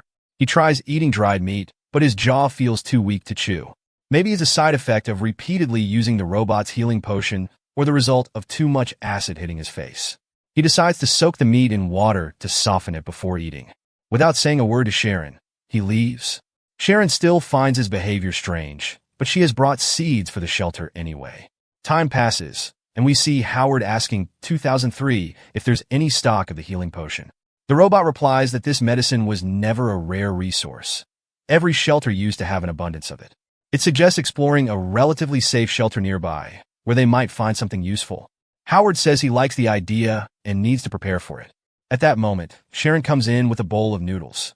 She says, you were having trouble chewing your dinner, so I made noodles out of the grains you brought. They're hot, so eat them quickly. Howard asks, are you joking? Sharon replies, I didn't use all the grains. I ground some into powder and saved the rest. Howard says nothing, but feels anger building up inside him. The robot silently observes the argument between mom and dad. Sharon asks, were you planning to plant these seeds? This environment isn't suitable for cultivation. In half a year, everything will flood. There's no point in growing anything here. Howard replies, I didn't expect you to waste the seeds so quickly, but I'm used to such problems. Challenges always arise before achieving anything. Next time, consult me before doing anything. And keep the noodles. Just don't show them to the robot. It'll get angry. Sharon begins to think Howard is truly losing his mind. One moment he's off on adventures just because he feels like it, and the next he wants to grow plants. She glances at the robot and wonders if 2003 is trying to win their sympathy. Is it the real problem here? Apocalypto tells the robot, 3 potions are enough for emergency self-defense. The robot responds, this is the first time you're heading into deserted fields.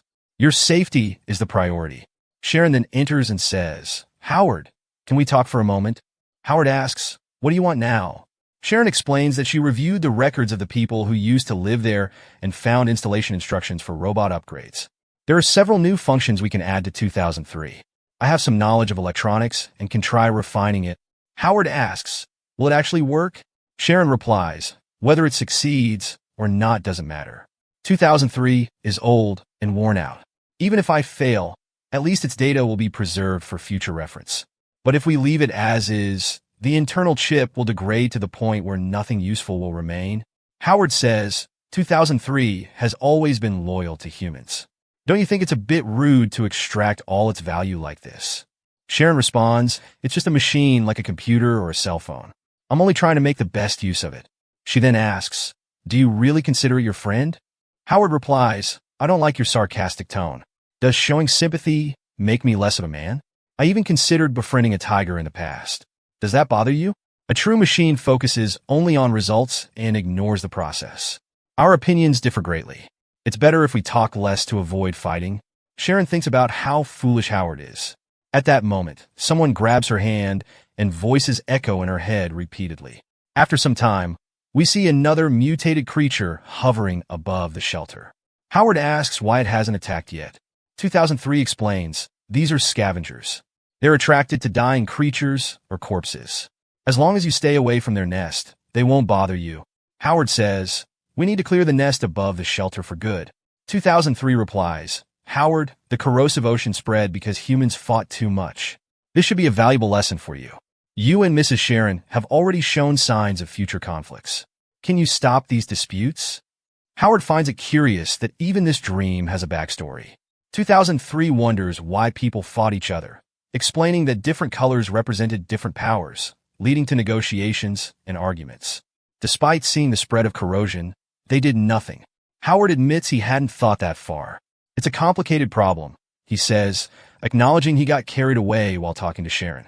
He adds that in real life, some people impose their opinions on others, label them, and categorize those who disobey as high class, while others are labeled lower. The root of human disputes lies in overemphasizing differences.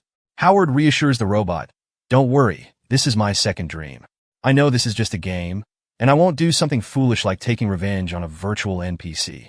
Later, we see them searching for something. 2003 tells Howard that today's task is to explore the deserted fields.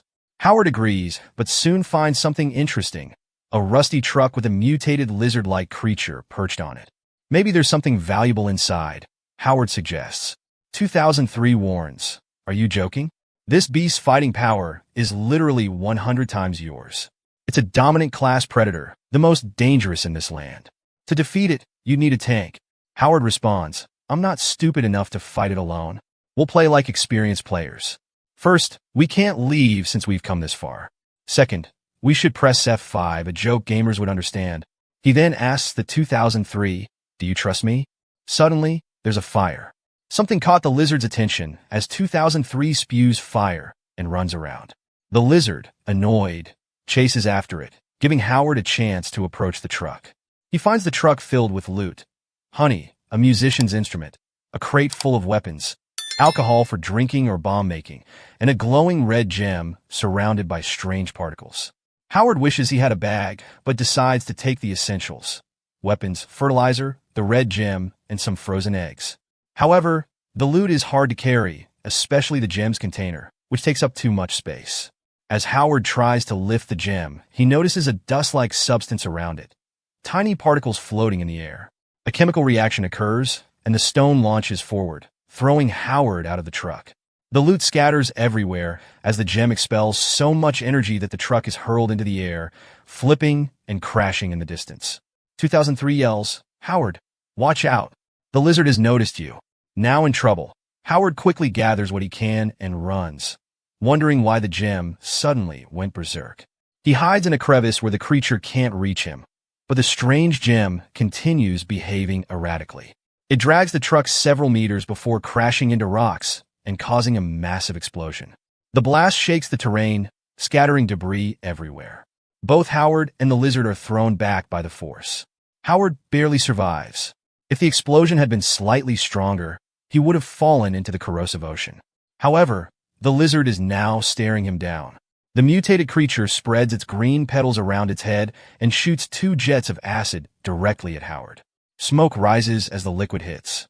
Howard, fighting to survive, has dropped everything he picked up except syringes filled with healing potions.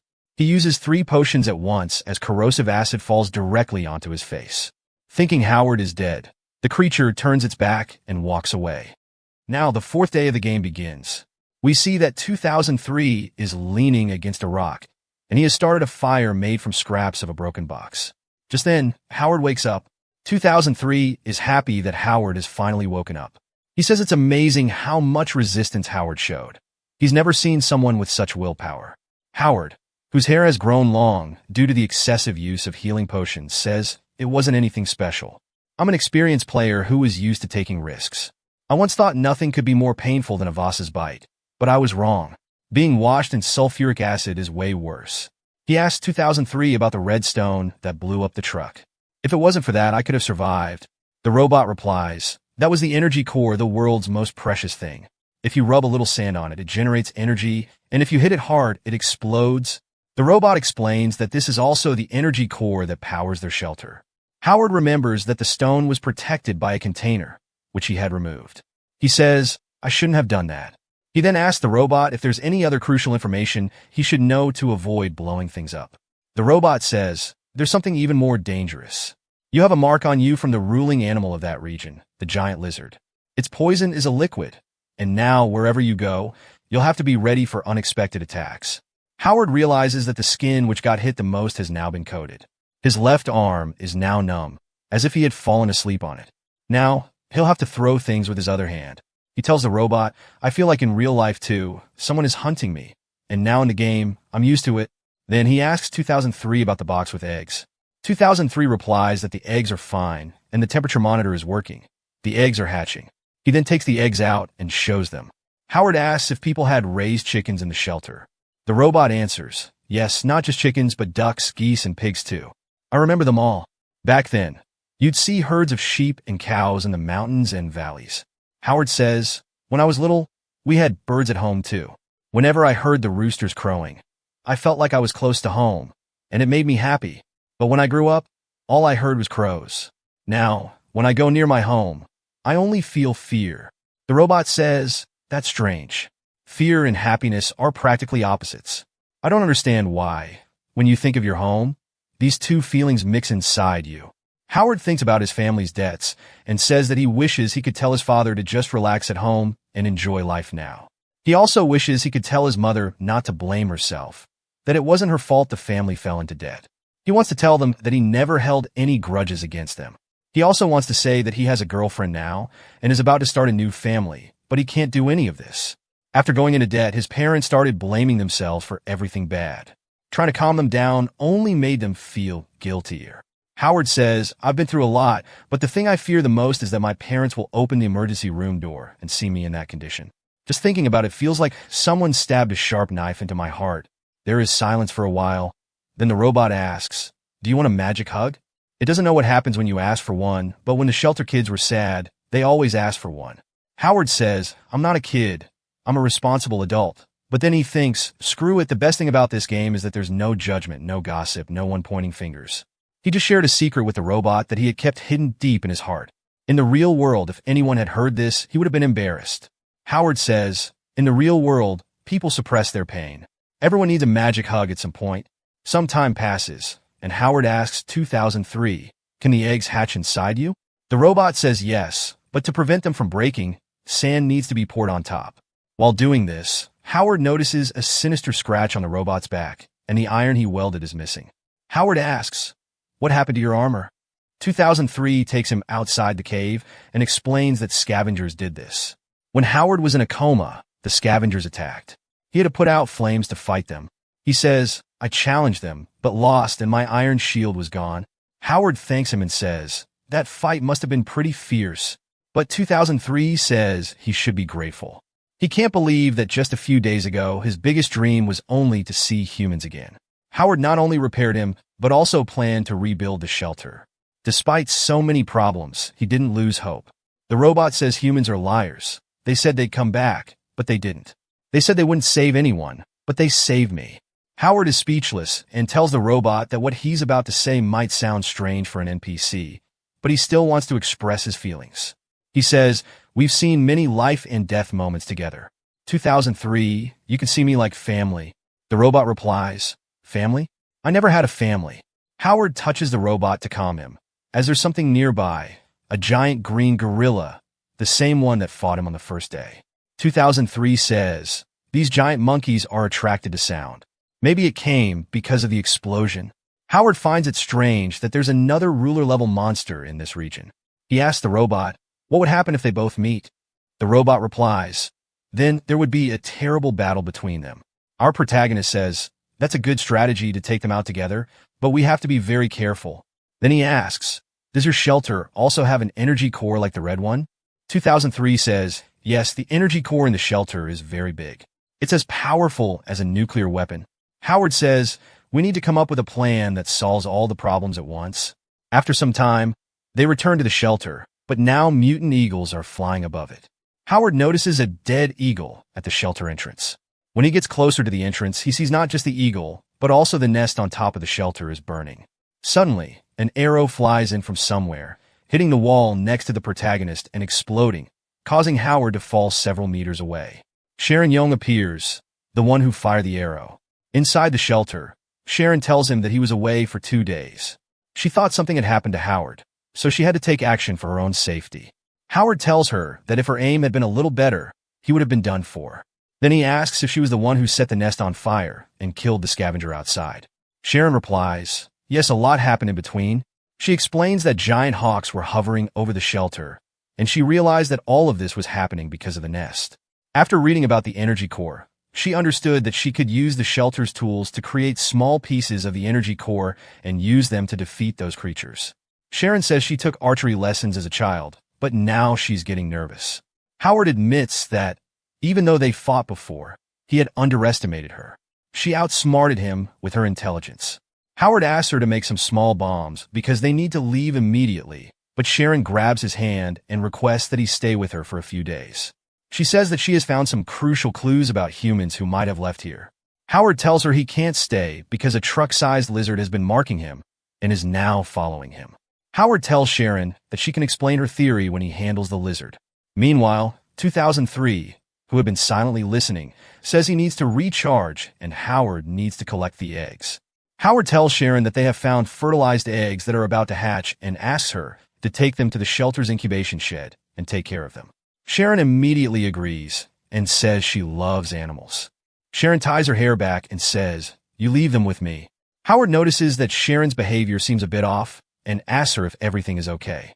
Sharon says she's just a little sleep-deprived, nothing more. Howard doesn't pay much attention to it.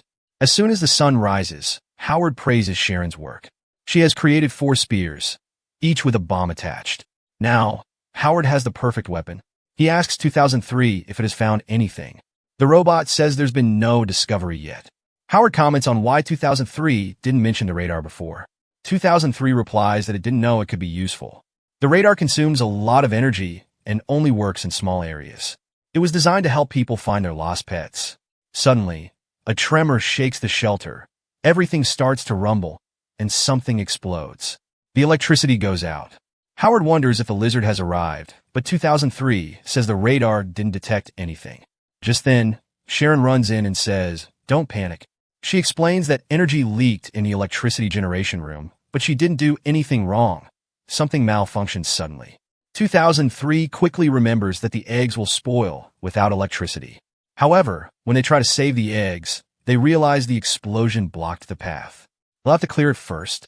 After some time, they reach the room where the eggs are kept, but only one of them still has a green light. Sharon runs in and says the power system has been fixed. She then asks about the eggs. Howard tells her that now only 1 egg can hatch, the rest have gone bad. Sharon apologizes and promises not to tamper with the energy core again. 2003 carefully examines the remaining egg. Howard realizes that the robot is concerned about the egg, so he says 2003 should take it with him. Sharon says, wait, there's only 1 egg left, and leaving it with the robot is risky. It was just a small accident. I'll take good care of it. Just put it back in the incubator. Howard tells her that if she truly cares about animals, he'll give her more eggs in the future, but this last egg is safer in 2003's hands. Because for him, it's not just an egg, it's hope. Sharon grits her teeth in anger and can't hold back anymore. She yells, how long are you going to keep playing this foolish game? Doesn't it feel weird to form an emotional bond with a robot? Howard, with regret, replies, I thought there was finally something in common between us, but maybe I was wrong. Amid their argument, 2003's radar beeps. It warns that the giant lizard is very close to the shelter. Howard tells it to stay inside, as going out could break the egg. 2003 responds, no, you are my family. Howard says, okay, but stay away from the fight, and both of them head outside. Sharon finds it crazy that a robot called her family. Once she's alone, the voices inside her head get louder. Where can you run, Sharon? I'm always with you. Outside, Howard and 2003 prepare to fight the giant mute lizard. The lizard charges toward them at full speed. Howard plans to run across the rocks to lead it away from the shelter, but he realizes the lizard is too smart. It's not directly following them, but trying to cut them off. Howard throws a fragment of the energy core to delay the beast, but it intentionally explodes behind it, strong enough to cause some damage, though not enough to hurt the beast. 2003 says, it's too far. Howard replies, it was just to delay it so the explosion doesn't harm us. But 2003 insists, it's useless. The beast is still following us. As the beast gets closer, Howard says they need to make noise. He and the robot throw more fragments, causing explosions. At the same time, a scavenger notices the commotion. In front of them was a corrosive ocean, and the giant lizard was nearly upon them. Howard says that he has a grenade, which is his last hope. He tells 2003 to move forward, but they are forced to stop when a green giant gorilla appears in front of them. Howard, without fear, says that it's too late now. Behind them, a giant lizard joins the party. Now, Howard and 2003 are trapped. Howard tells the robot to look at the mountain on the right, which looks dry and fragile. He says to follow him. Both giant animals roar, and Howard throws his spear. The explosion creates a crater in the mountain wall, and they both enter it. Outside, the giant animals start fighting each other. Hiding in the crater, Howard and 2003 know it's very dangerous. The crater could collapse at any moment. King Kong throws the lizard far away, but the lizard quickly gets back up, and his green pulses start inflating again. The monkey doesn't give him a chance to charge his skill, and immediately strikes him on the head. He keeps beating him badly, and it looks like he's going to win. But then, 2 jets of sulfuric acid go straight into King Kong's open mouth. Howard is shocked as he sees the gorilla stagger backward, and the sulfuric acid spills over him. Eventually, he retreats and runs away. Howard takes advantage of the lizard's distraction and throws an explosive spear straight at his face. But when he tries to throw a second spear, his left arm, which had been damaged by acid, becomes weak, and the spear goes in the wrong direction. Meanwhile, Howard instinctively grabs another spear and activates his throwing skills to the maximum. He throws the spear, which contains an energy core fragment, with all his strength. The spear flies quickly through the air and collides with the second spear. Howard had calculated the impact perfectly, so the first spear, correcting its trajectory, goes straight into the lizard's mouth. For a few seconds, the lizard doesn't understand what happened, but then its head explodes violently, and green pulses spread everywhere. 2003 congratulates Howard for his brilliant throw, saying he had defeated the ruling beast of the region. Howard smiles and says, "That throw was epic. I think I could be a great basketball player." But just then, 2003 feels something strange. The egg inside him is cracking and could hatch at any moment. At that moment, the weather suddenly worsens with strong winds and lightning. Howard asks 2003, "What's happening with the weather?" 2003 explains that it's a once-a-year typhoon, and heavy rain and sandstorms will come in the next 48 hours. They only have 10 minutes before it starts. Howard says, in this little time, even Usain Bolt couldn't reach shelter. He then suggests using the last fragment of the energy core to open a cave, but just then, he hears a strange beeping sound. He asks 2003 if he can hear it too, but the strong winds make it impossible for him to hear anything. At that moment, the chicken egg inside the robot hatches. 2003 is fascinated by the sight, as he never thought he would see a live chicken. Howard starts hearing the beeping sound more clearly and realizes it's a danger signal. He thinks to himself, "I've heard this sound before," and then it dawns on him. It's the ticking sound of a bomb. He immediately looks toward the lizard's dead body, and yes, the sound is coming from there, but it's too late now. The sound stops, and the body explodes violently. Meat, bones, and acid scatter everywhere. Howard crashes into a stone wall and is completely drenched in sulfuric acid. His right eye is completely burned. This time, he screams in pain, unable to endure the agony. The explosion attracts a swarm of scavengers. Howard took 3 healing potions out of his torn bag and injected himself. It gave him just enough strength to stand. Then he noticed that the last fragment of the energy core vial had fallen from his bag and was lying nearby. The scavengers were now close, and he had to act quickly. He kicked the vial forcefully towards the wall. The vial hit the wall, and another huge explosion occurred, throwing Howard away once again. It had been a tough day for our protagonist, but wait, because the story isn't over yet. What he had tried to do somehow worked. He created a path leading to a cave inside the mountain. If he could get there, he might be able to save himself. Gathering his last bit of strength, he stood up, but just then, a mute eagle attacked him with its sharp claws. Another eagle followed immediately, and our protagonist fell to the ground. He was now severely injured from deep cuts and sulfuric acid burns. He saw another scavenger quickly approaching him. He realized his mistake. He should have been more careful. Now, he would have to pay the price. The scavenger advanced with its sharp claws for the final strike, but just in time, 2003 grabbed him and pulled him away, shouting, "Hold on." He injected him with another healing potion. Howard told him he should have stayed away. 2003 didn't respond, only continuing to drag him toward the cave and trying to close the door. Howard told him to give up, that it was over. He said he couldn't even handle his own body anymore, and even if he wasn't dying right now, he would only become a burden. He had made a mistake in the game, and now it was over for him. But 2003 said, "You will survive. I will take care of you." A small chip inside 2003's body was already running. He managed to close the entrance of the cave, and for now, they were safe. Howard, now burning from the acid, told 2003 that he should quit the game. He said the backstory of the game was great, but at least he was leaving to save the chick in 2003. But 2003 responded, "I'm not going anywhere. You are my family." Howard tried to explain that he was just repeating program scripts. He said the game was over, he had tried his best, but he had lost. Prolonging this would only cause more pain. The birds aren't interested in a metal piece. You could take the chick and leave, but I'm finished now. I'll wake up in the real world and face my fate. Just then, a giant beak pierced the cave entrance, and the scavengers tried to enter. 2003 stood in front of them, saying, "I can provide protection for Howard.